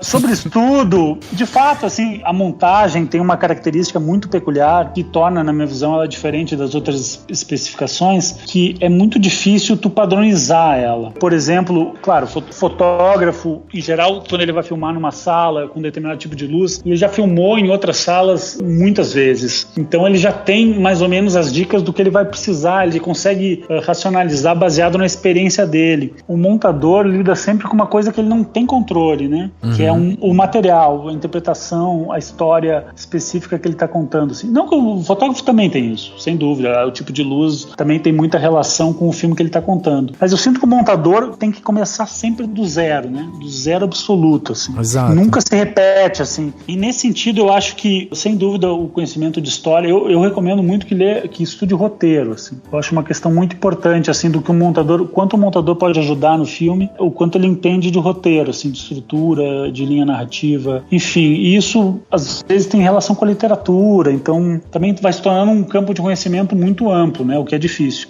A história da montagem é muito legal de saber, assim, na medida do possível. Sempre vai ajudar, né? Mas a história da montagem tem uma peculiaridade que, assim, a maior parte do conhecimento de montagem montagem vem do cinema mudo ainda, né? Que é, de um lado, Griffith, que criou muitas coisas e desenvolveu a gramática do cinema no sentido de qual impacto tem tu sair de um plano aberto para um super close de um rosto. Isso, em princípio, aumenta a intensidade dramática. O espectador pensa, nossa, estamos entrando naquela cabeça. Enfim, e o contrário, quando tu vai para um plano mais aberto, tu distensiona. Então, ao mesmo tempo, a aceleração do número de cortes tende a tensionar o momento, né? Quando tu tá mais lento, tu esfria um pouco. Então, assim, o conhecimento... Aí, claro, depois vieram os soviéticos que, além de contar uma história, eles queriam proporcionar interpretações intelectuais, dialéticas sobre os cortes. Então, tem um caso muito famoso do Pudovkin, que fez um filme chamado Mãe, acho que é de 26, por aí. Tem um prisioneiro saindo da cadeia. Como é que, em geral, as pessoas filmariam? O prisioneiro recebendo a notícia que vai sair, fica super feliz e sai. Então, isso, digamos, o Griffith talvez fizesse isso. E o Pudovkin, o que ele fez, quando o cara recebe a notícia, corta para um rio, corta para pássaros, corta para criança sorrindo, corta para uma parte do rosto do ator. Por que é essa montagem intelectual? Porque o espectador vai ver tudo isso e vai montar um conceito a partir de imagens não objetivas. Então, era uma escola totalmente diferente, mas, assim, a grosso modo, com Griffith, com Pudovkin, com Eisenstein, enfim, a maior parte das coisas de montagem remetem ao início do cinema. Sim, e exato. aí depois vem muito o jeito que tu vai usar os recursos que são básicos para narrar a tua história, né? Aí tem gente que faz listas do que é mais importante, se é a continuidade, se é a interpretação, enfim. Eu acho difícil conceituar tudo, assim. Depende muito do que tu tá fazendo, né? Talvez a montagem esteja muito mais associada justamente às horas de produto, de audiovisual que você consome e que você já tem, né, esse olhar técnico e tal, e isso vai te enriquecendo também. Né? Sem dúvida, não, é evidente. Inclusive, é uma coisa que as plateias mudam, né? Exato. As plateias mudam, as plateias são muito espertas hoje em dia, elas têm uma cultura, sabe, de assistir muita coisa desde criança, que não tinha isso antes. Pra te ver antes um filme, tu precisava esperar passar num cineclube, um filme, sei lá, do Godard, que tem um trabalho de montagem que chama atenção, né, pela descontinuidade. Hoje em dia tu pega em qualquer lugar, e o espectador é muito esperto. A gente foi mostrar o Mais Forte que o Mundo, uma plateia específica, mais jovem, adolescentes. A gente pensava, o filme tem uma série de questões difíceis, assim, de narrativa. A gente pensava, puta, vamos sofrer, né, porque justamente o distribuidor queria testar para ver se essas pessoas iam entender o filme. Nossa, as pessoas tinham interpretações brilhantes, pessoas de 13, 14 anos. A gente ficou chocado. Eu e o Afonso, a gente se olhava e ria, assim, porque é muito legal, né? A gente fez um screening e a gente fica no meio das pessoas, né? Mas ninguém sabe que é a gente que fez o filme. Exatamente. Então, as pessoas começam a ter interpretações maravilhosas, assim, mais complexas que muita gente que trabalha na área há 20 anos, assim. Exatamente. Então isso é incrível, vem justamente do que tu comentou de que as pessoas estão muito preparadas, porque elas assistem muitas coisas. Exato. Antes tu assistia um filme por semana, na Globo, no Supercine. Exato. Ou sei lá, no Tela Quente. O resto tu não via, tu tinha que alugar um vídeo. Once you start to realize that film is the sum of editing, then editing is the thing you're always looking at.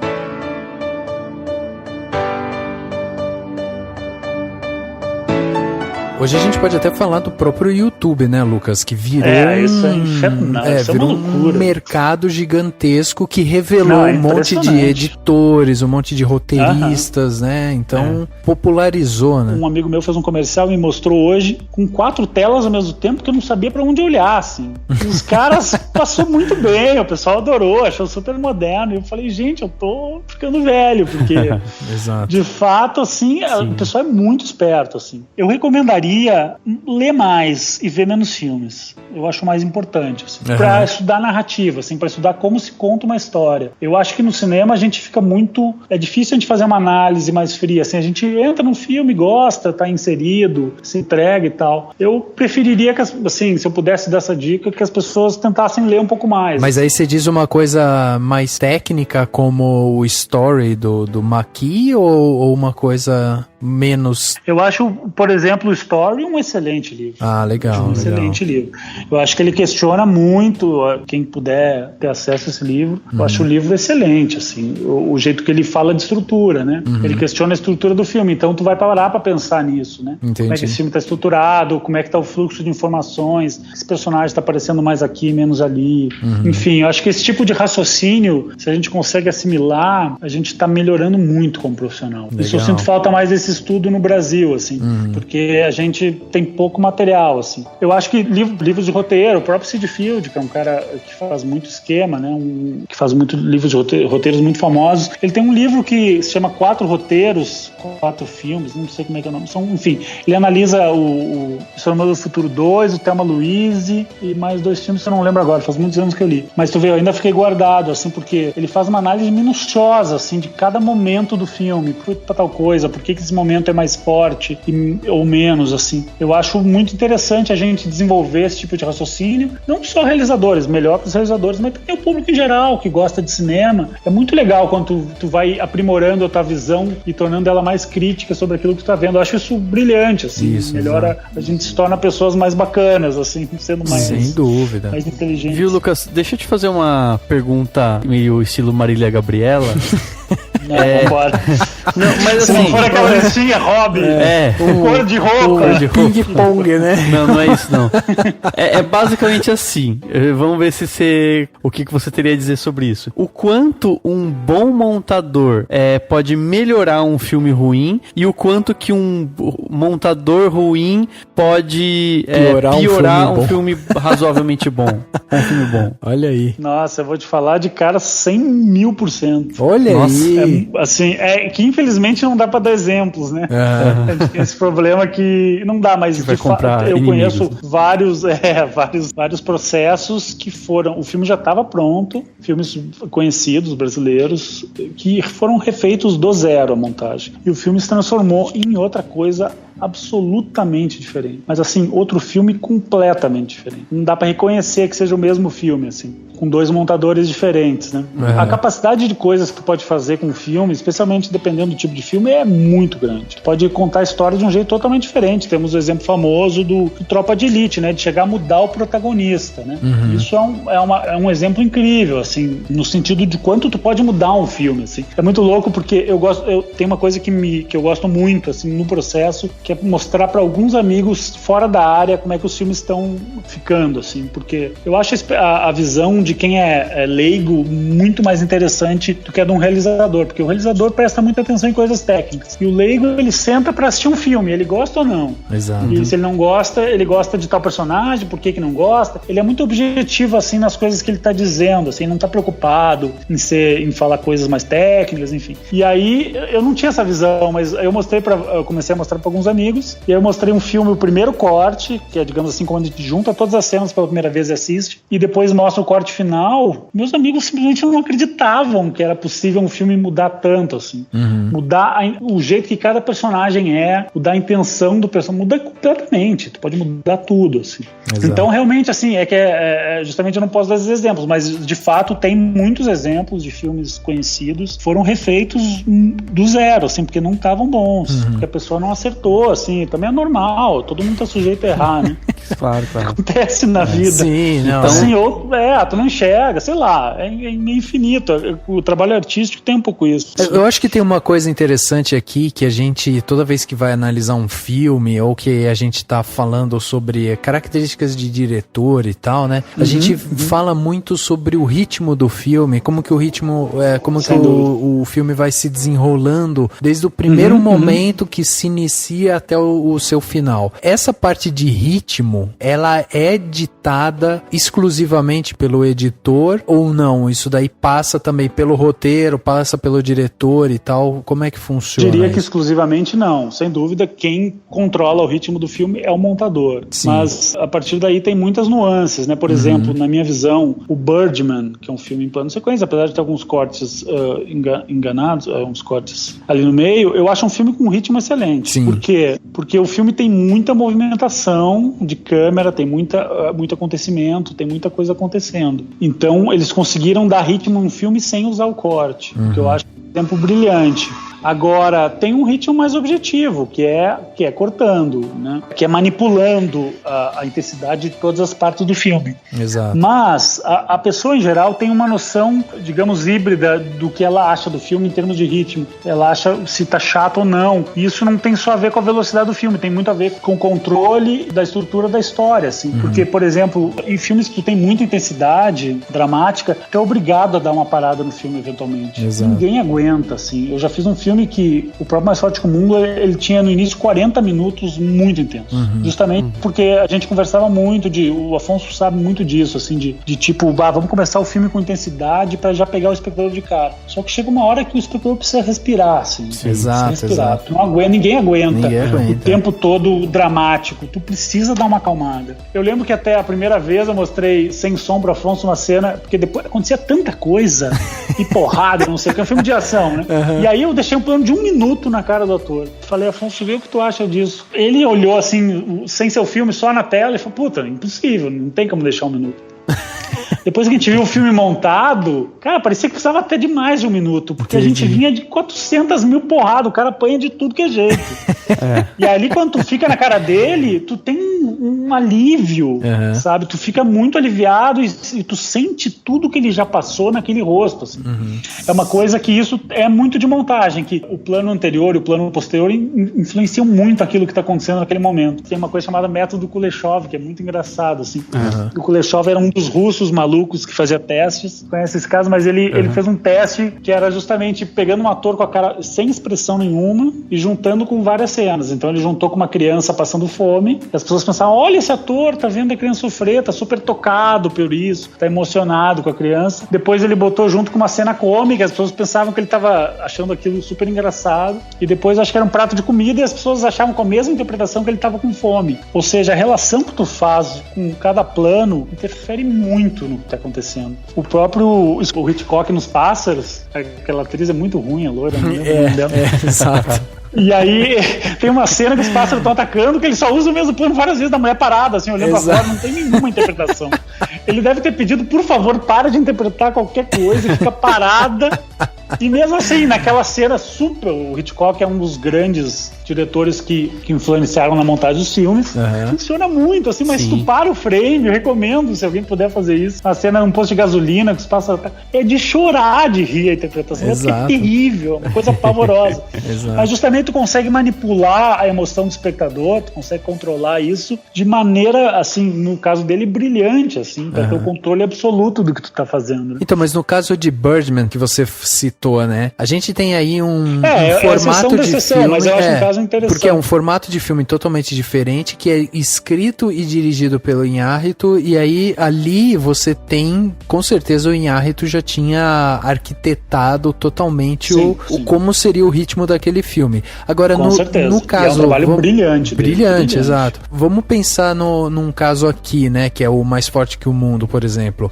A gente tem também o Poyar, que escreveu e dirigiu o filme, e aí a edição chega pra você. Mas o Poyar lá já tem na cabeça dele um ritmo que o filme vai ter que seguir, né? E aí, como que você faz esse balanço, né? Tudo bem, você mostra... Quando o diretor é o roteirista, sem dúvida, torna tudo mais difícil. Né? Na teoria. Na teoria. Por quê? Porque esse cara ele tocou o projeto muito em cima dele. Exato. Então ele já sabe muito o que ele tá fazendo. Exatamente. E aí, eventualmente, isso pode ocasionar que ele fique cego para algumas coisas, entendeu? Porque ele já sabe o que acontece. Ele já tem muito consciente de roteiro e do jeito que ele filmou, para saber para acreditar que alguma coisa funciona daquele jeito, entendeu? Exato. E pode não funcionar, assim. No caso do Afonso, por sorte não, por talento dele, no caso, ele tem uma vantagem enorme, que ele é um cara muito aberto, Pedro. Muito, assim. Ele permite tentar qualquer coisa, assim. Tem muitos diretores que não... Ele é muito, assim, cara, ele pode topar qualquer coisa, que nem sempre é comum, assim. Ele realmente dá uma liberdade absurda, assim, de tocar a cena do jeito que quiser. Se quiser fazer toda em slow motion, é capaz dele gostar, ou se quiser fazer tudo rápido, desvirtuar o jeito que ele filmou, ele é assim, não vou dizer que ele topa tudo, depende se ele vai gostar ou não. Lógico. É possível que ele tope qualquer coisa, assim. E isso é muito bom de trabalhar, assim, isso facilita muito, assim, o processo. Facilita no sentido de dificulta, né, que abre mais opções, mas torna o processo muito rico, né, muito, muito rico. Então, isso imprime muito, assim. Eu acho até que o editor tem uma certa, vamos colocar aqui, entre aspas, né, mas uma certa vantagem de repente, colocar um pouco mais do seu ponto de vista e tal, porque como ele tá com o filme ali na mão, é fazer mais ou menos o que você fez, tipo, ó, vou te mostrar aqui uma cena de 1 minuto fechada no rosto do personagem aqui e tal. Você prova pro cara, é diferente de tá lá no set e aí você fica falando pro cara, ó, essa cena não vai ficar boa, aí o cara vai filmar de um jeito X, jeito Y. Exatamente. Essa é a vantagem da edição. Na verdade, a edição, especialmente agora com o computador, é isso, né? Tu tem muito rápido acesso. Como fazer na Moviola, que era o equipamento de edição antigo, cada alteração levava uma semana para acontecer. Exato. Agora a gente tem um acesso, a gente assiste uma versão e assiste a outra. Play e escolhe. Realmente facilita muito, assim. Mas assim, eu entendo, porque a pessoa tá envolvida naquilo. Por exemplo, o Pedro, no caso do Zoom, ele tá envolvido no filme há 5 anos. É difícil, entendeu? Ele vai levar mais tempo para aceitar uma ideia diferente. Porque ele primeiro precisa livrar um pouco, tanto que a gente até conversou quando acabou a filmagem, eu falei, Pedro, viaja um pouco. Ele de fato foi viajar, foi para os Estados Unidos e foi tirar um tempo, porque ele precisava sair um pouco daquele mood quase automático. Ele filmou por um tempão, todos os dias pensando naquilo o tempo todo. Ele precisa dar uma aliviada na cabeça dele, assim, muito para conseguir entrar. Esses filmes, tipo Apocalipse Now, eu não faço ideia de como seja. Assim. O nosso olhar não dura muitas vezes. Assim. Eu até evito, na medida do possível, assistir o filme inteiro muitas vezes. Porque eu acho que quanto mais a gente tem a visão mais virgem, assim, mais pura, mais a nossa capacidade de ser tocado por aquilo, assim, autenticamente. Claro. Por exemplo, emoção. Tu te emociona 2 vezes com uma cena. Na 5ª vez que tu tá vendo, tu não aguenta mais aquilo. Tu quer jogar apagar do filme aquilo e nunca mais existir na tua existência. Exatamente. Tu não quer mais te emocionar, tu já te emocionou com aquilo. E comédia, então, é mais grave. Comédia é infernal. Porque comédia tu só ri uma vez. Exatamente. Então chega um determinado ponto do filme que a gente não sabe mais o que é engraçado. A gente não tem mais a mínima ideia. Mas é um desespero, assim. Agora essa piada é boa ou ruim. Eu não tenho ideia mesmo. Eu não faço ideia. Eu tento me apegar ao máximo na minha primeira visão daquilo, assim. Foi a vez que eu vi o material bruto, se eu achei engraçado ou não. Agora, eu editei, eu manipulei aquela imagem. Eu não sei se tá engraçado ainda. Aí que entram as questões, que é muito importante, é um outro problema do nosso cinema. Nos Estados Unidos eles fazem muito, que são as sessões de teste, né, com o público. Que é algo fantástico. Pra mim é o maior momento da minha existência. É sentar no meio de um monte de gente que tá vendo o filme e ficar olhando pra elas, entendeu? Tendo a reação que elas têm em cada momento, se elas se emocionam, se elas riem. E aí quando a galera dá uma gargalhada, tu quase chora ali no meio, né? Porque é incrível, assim. Quando tu fez uma coisa e funcionou muito, que a galera tem ataques de riso. Exatamente. Isso é demais, assim, é uma experiência fantástica, humana. Tu tá ali no meio e vê... I think great editing skill will protect a director from suicide. Eu tive a impressão agora, Lucas, que, assim, imagino que pro montador seria, né, interessante ou seria divertido se ele pudesse fazer 3 ou 4 versões do mesmo filme de acordo com diferentes plateias. Eu imagino que seja muito isso, né, do tipo, vou passar pra uma galera aqui, aí eu vou mexer de acordo com o que eles acham. Vou passar pra outra galera e mexer de acordo com o que eles acham. Imagino que deve ser uma coisa a gente tenta fazer, justamente, trazendo uns amigos, mas no Brasil, lá nos Estados Unidos, isso a gente fez no Solo, sendo personagem de um crime. Foram sessões no cinema, com público, convidado, pessoas que não tem nada a ver estavam passando, eles dão um cachê, a pessoa vai lá e assiste. Isso é a melhor experiência de toda a edição, porque dali não passa, ou funciona ou não funciona. Quando a gente tá lá, eu e o diretor na ilha, a gente tá tudo louco, né? E o produtor, a gente já não tem mais noção. Do público não passa, ou emociona ou não emociona, ou ri ou não ri. Mas você acha que pode mudar, por exemplo, no caso do Aldo, que você, né, do Mais Forte que o Mundo, que vocês passaram pra adolescentes? Ou você fala assim, não, os americanos acharam isso, eu vou passar agora pra brasileiros, pra ver se eles têm uma outra visão. Muda muito. Deve ter mudança, muda muito, né? Muito. Aconteceu no A Busca, a gente foi pro Festival de Sundance, foi onde foi a estreia do filme, e A Busca é um filme sério, ele tem pouco humor, né? Ele tem uma ou 2 ceninhas que são engraçadas. E lá as pessoas tinham ataques de riso por causa tinha uma cena com o cavalo, que ele foge a cavalo, menino. É a história de um pai, o filho some, e no momento ele descobre que o filho fugiu a cavalo. E as pessoas tinham ataques de riso com aquele cavalo. E eu disse, mas gente, isso não é engraçado. Só que, sei lá, é uma coisa, a gente, não sei se a gente tá acostumado, os policiais usam cavalo no Brasil. Talvez a gente ache uma coisa muito comum, pra eles era uma coisa totalmente bizarra, alguém pegar um cavalo e sair no meio da cidade. E aí eles tinham ataques de riso. E aí eu dizia, meu Deus, é muito louco isso, né? Porque justamente o que eles estão falando, o determinado público é tocado de um jeito completamente diferente de outro. Sim. E isso, lá nos americanos, eles são tão organizados e profissionais que nos testes que a gente fez do Solace, eles mandavam por idade, quanto tal pessoa de tal idade gostava e quanto não gostava. E o Solace, o Processo de um Crime, era um filme que não ia tão bem com adolescentes, ia bem com o público mais adulto, ele ia muito bem com o público adulto, ia pra, 90% de aprovação. E no adolescentes caía pra 60%. Então era uma loucura, tu tenta puxar o filme um pouco mais pra ação, pra agradar esse público, ou tu mantém pra um público mais adulto que tá gostando muito do jeito que tá, assim. Esse tipo de decisão é bem difícil. Se a gente passou isso, é por isso que eu digo assim, eu não consigo imaginar o que eles passem num Batman vs Superman, sabe? Talvez tenham mostrado o filme mais longo e as pessoas tenham achado insuportavelmente longo. Exato. Então e assim, isso aconteceu pelo menos com a gente nos escolas. Quando o público americano diz uma coisa, a gente tem que fazer. Entendi. Aqui no Brasil, a gente tem mais poder, a gente é realizador, sei lá. O diretor tem mais poder de dizer, não, isso eu não vou fazer. Lá era meio ordem. Se o público não gostou de tal coisa, mexe em tal coisa. Tira. É por isso que eles fazem um cinema voltado 100% pro público, né? Pra agradar as pessoas. Eles querem que a pessoa vá lá e tenha uma experiência incrível naquele momento. É isso, assim, ele tá preocupado com a pessoa, ele não tá preocupado com o realizador, se o realizador tá satisfeito com o que ele tá fazendo. E sim, o público tem que estar satisfeito. Aí o público é quem manda, né? Exato, Entendi. exato. Legal. Agora, Lucas, tenho 2 perguntas aqui pra gente encerrar esse papo, né? A primeira é a seguinte, trailers. A gente sabe que lá fora, nos Estados Unidos, existem agências especializadas em fazer trailer. Então os caras só ficam fazendo isso lá. Aqui, isso já é uma coisa mais rara, né? Geralmente o cara que edita o filme é o mesmo que edita o trailer. Em geral, sim. Em geral, sim, por uma questão de custo. E esse é um dos motivos pelos quais nossos trailers são pavorosos, né? Entre vários motivos. Eu poderia listar vários, mas assim, nossos trailers inquestionavelmente são ruins, né? Por questão primordial, porque eles são especialistas nisso. Essas empresas que fazem trailer, não é porque elas fazem trailer só por isso que elas são boas, é porque elas fazem isso há 20 anos. Entendi. Então, quando tu faz uma coisa há 20 anos, tu fica melhor. Isso é fato, tu vai evoluindo, né? Numa coisa que vocês estão fazendo. Tenho certeza que o podcast de vocês agora é muito melhor do que o número 1. Sim, com certeza. Tudo, é assim, eu sou melhor hoje do que eu era quando eu comecei, é natural. E, sei lá, eu faço alguns trailers, mas eu fiz, sei lá, 8 trailers na vida. Eu não posso me comparar com um cara que faz isso todos os dias. Exato. Né? É evidente que ele vai fazer melhor, é evidente que ele já passou por 1000 situações e que ele já tem os macetes de pra onde ele tem que ir, assim.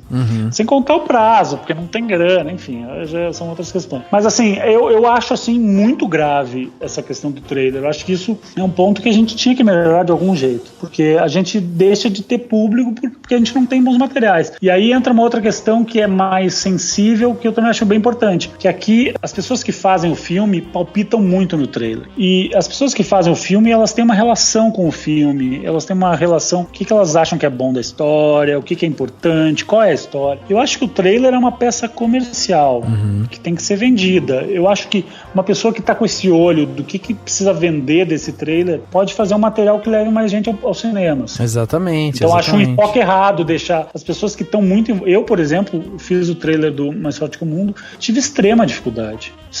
Dificuldade. Porque tu não consegue mais ter uma objetividade de saber o que precisa contar, entendeu? É difícil, é realmente difícil. Você tá envolvido, né, por toda a obra.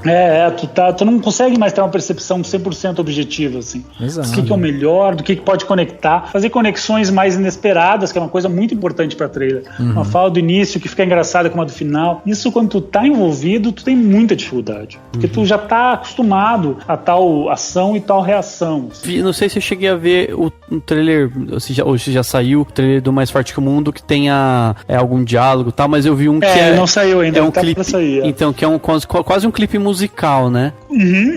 Primeiro, assim, não é porque você fez, não, mas porque eu achei muito bom mesmo. Eu gostei e eu reparei no YouTube que tava todo mundo falando bem, assim. Daí eu não sei, daí acho que entra tanto o fato de ele ter essa montagem diferente e com certeza também o visual do Afonso Poyar, que a gente até falou pra ele. Sem dúvida, o Afonso imprime um material muito, muito interessante, assim, visualmente muito diferenciado. O que pra trailer é incrível. Né? Então, eu achei muito legal isso, assim, porque daí todo mundo fala, nossa, o Brasil tá aprendendo a fazer trailer, né? Aqueles comentários que o povo fala. E eu acho muito interessante isso, né? Como que realmente a gente cresce com um exercício de audiovisual, né? Que os americanos fazem e tal, e daí o povo quer ver isso, né? E quando vê, fica feliz, né? Essa peça, que é uma peça só com música e sem nenhum uma fala, é uma peça que muito dificilmente uma distribuidora brasileira produziria, entendeu? Sim, claro. Porque é uma peça que não é tão objetiva, até porque não tem muita grana, só tem que fazer uma coisa, né? Então faz o mais tradicional. Então é muito legal, assim, nesse sentido, partir um pouco assim do Afonso, e no caso a distribuidora também topou muito, achou muito legal. Tanto cresceu, assim, quando foi para os Estados Unidos, o UFC, que é um produtor do filme, eles adoraram a peça, acharam incrível. Justamente por isso, que tem uma pegada, né? É, exatamente. Pode dizer, não conta mais a história. Não, aí agora vai vir uma peça que conta mais a história. Exato. Então são peças complementares. Eu acho que isso que os americanos fazem muito bem. Claro. Eu acho que isso é o tipo de coisa que a gente devia começar a importar, assim. Vamos aprender com uma coisa que eles fazem muito bem. Que é o teaser, isso, né? mais de uma peça. Eles fazem várias peças lá. Claro. E aqui a gente, até por uma questão prática, falta de cultura, sei lá, a gente faz uma e olhe lá. Sim, sim. Uma meia boca. Ultimamente tem feito até demais também, né? Às vezes sai tanta cena, tanto trailer, quando você vê que tem quase o filme todo, né? Antes. Aliás, o Batman vs Superman pra mim é outro caso. É outro caso. Tá inteiro no trailer. Exatamente. Eu acho isso impressionante. Mas é complicado, assim, porque precisa vender o filme, mas, tu assiste e depois tu já sabe tudo. Então tem que tomar cuidado, né? Com esse limite entre o vender Eu fico imaginando o que incrível seria se tu não soubesse que a Mulher Maravilha ia aparecer. Tu ia ficar sensacional. Na sala de cinema, né? E aí tu já sabe, assim, então tu já fica esperando. Quando é que ela vai aparecer? O J.J. Abrams é mestre, né? Porque a gente sabia que o Luke ia aparecer e aí o Luke aparece daquele jeito que ele aparece, quer dizer... mas esse é diferenciado. Esse moço sabe o que tá fazendo. Esse rapazote entende do riscado. Exato. Agora, Lucas, e a última pergunta que eu ia te fazer era mais técnica mesmo. Quer dizer, a gente aqui no Cinemação tem um público jovem, um público que busca, né, às vezes, ou entender mais sobre o mercado de cinema, ou tem gente que atua no mercado, mas quer se aperfeiçoar, ou quer entrar no mercado e tal, enfim. E aí você que é um cara que já tá aí, né, já convive com grandes diretores, já tá fazendo grandes obras e tal. Então eu queria que você deixasse aí, você já falou um pouco da sua dica pra ler e tal, mas eu queria que você falasse assim, deixasse um recado sobre o mercado mesmo, né, como você vê o mercado brasileiro, você teve essa experiência de ter trabalhado lá fora, você acha que a gente tá devendo muito, sabe? Ou a gente tá muito atrás ou não? A gente tem capacidade técnica, o que falta pra gente de repente é realmente incentivo, é grana, como que você vê o mercado? Não, eu acho assim, a experiência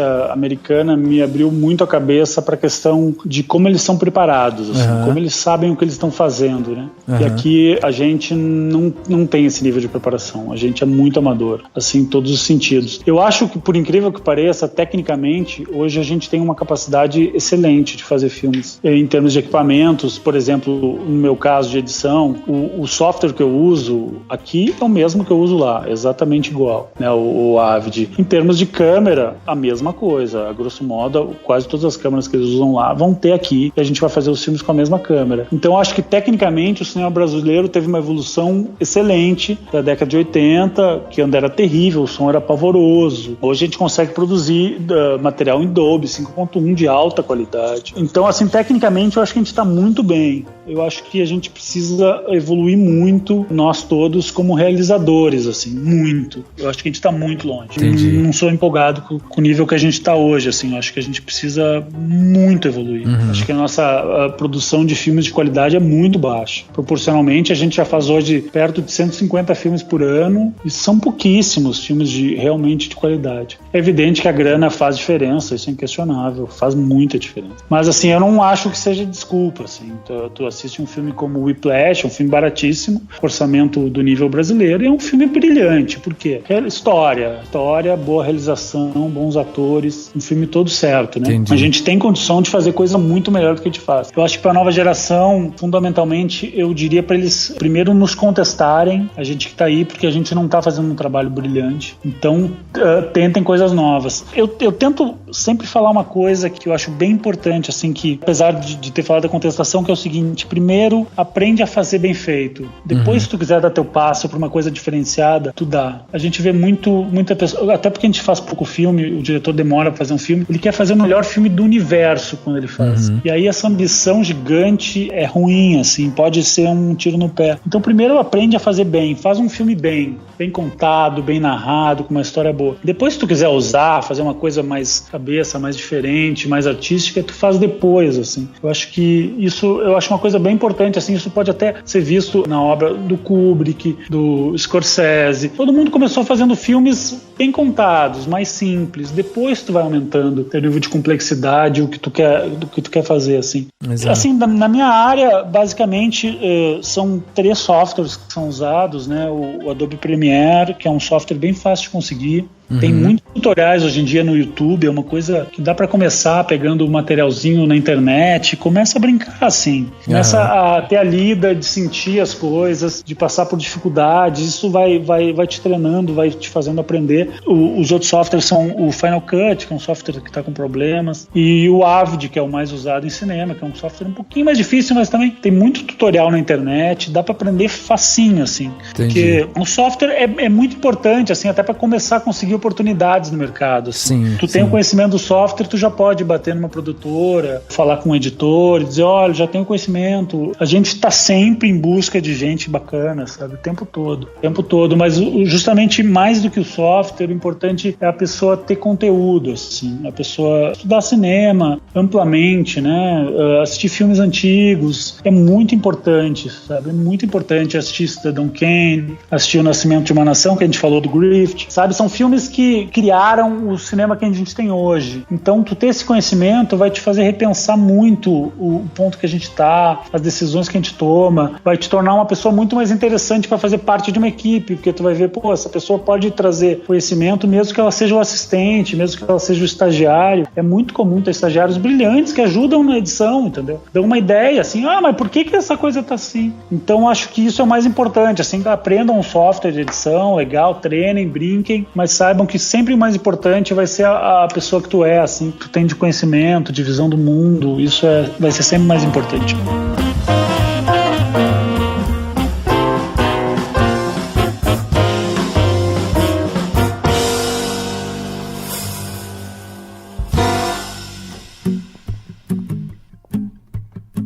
So rude, so rude.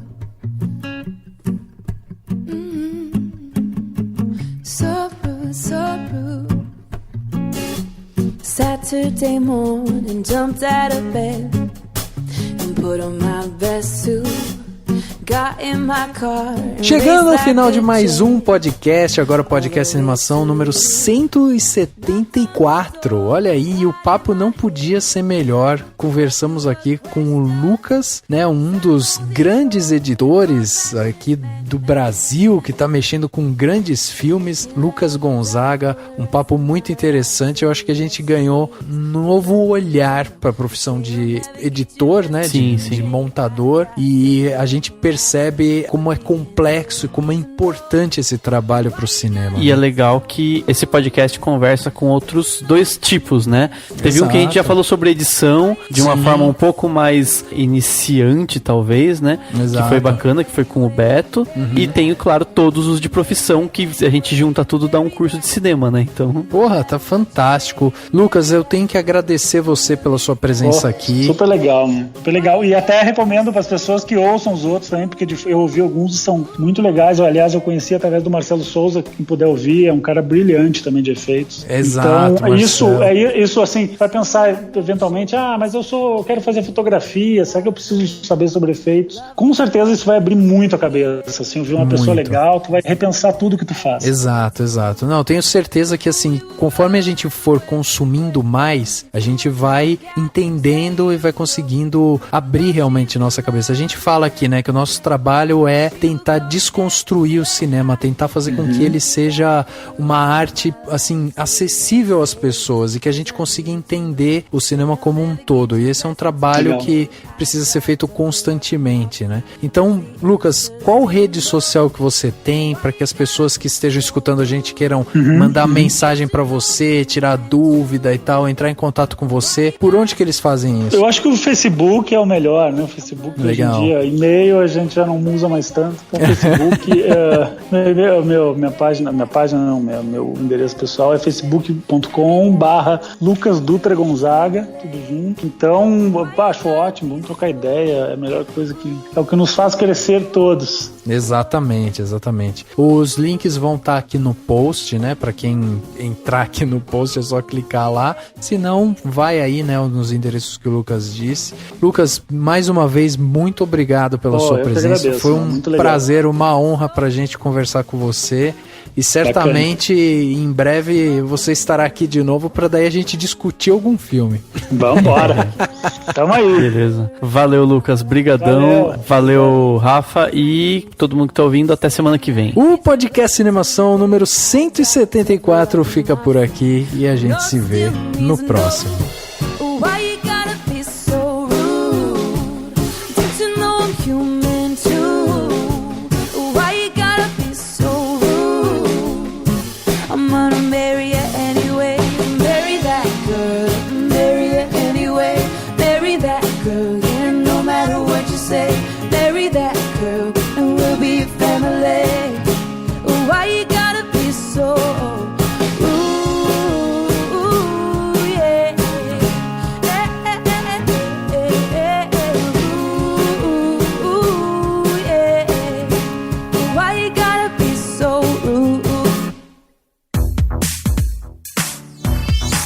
Esse podcast foi editado pela Isso Aí Design. Tudo isso é forma com função. É design estratégico. É isso aí.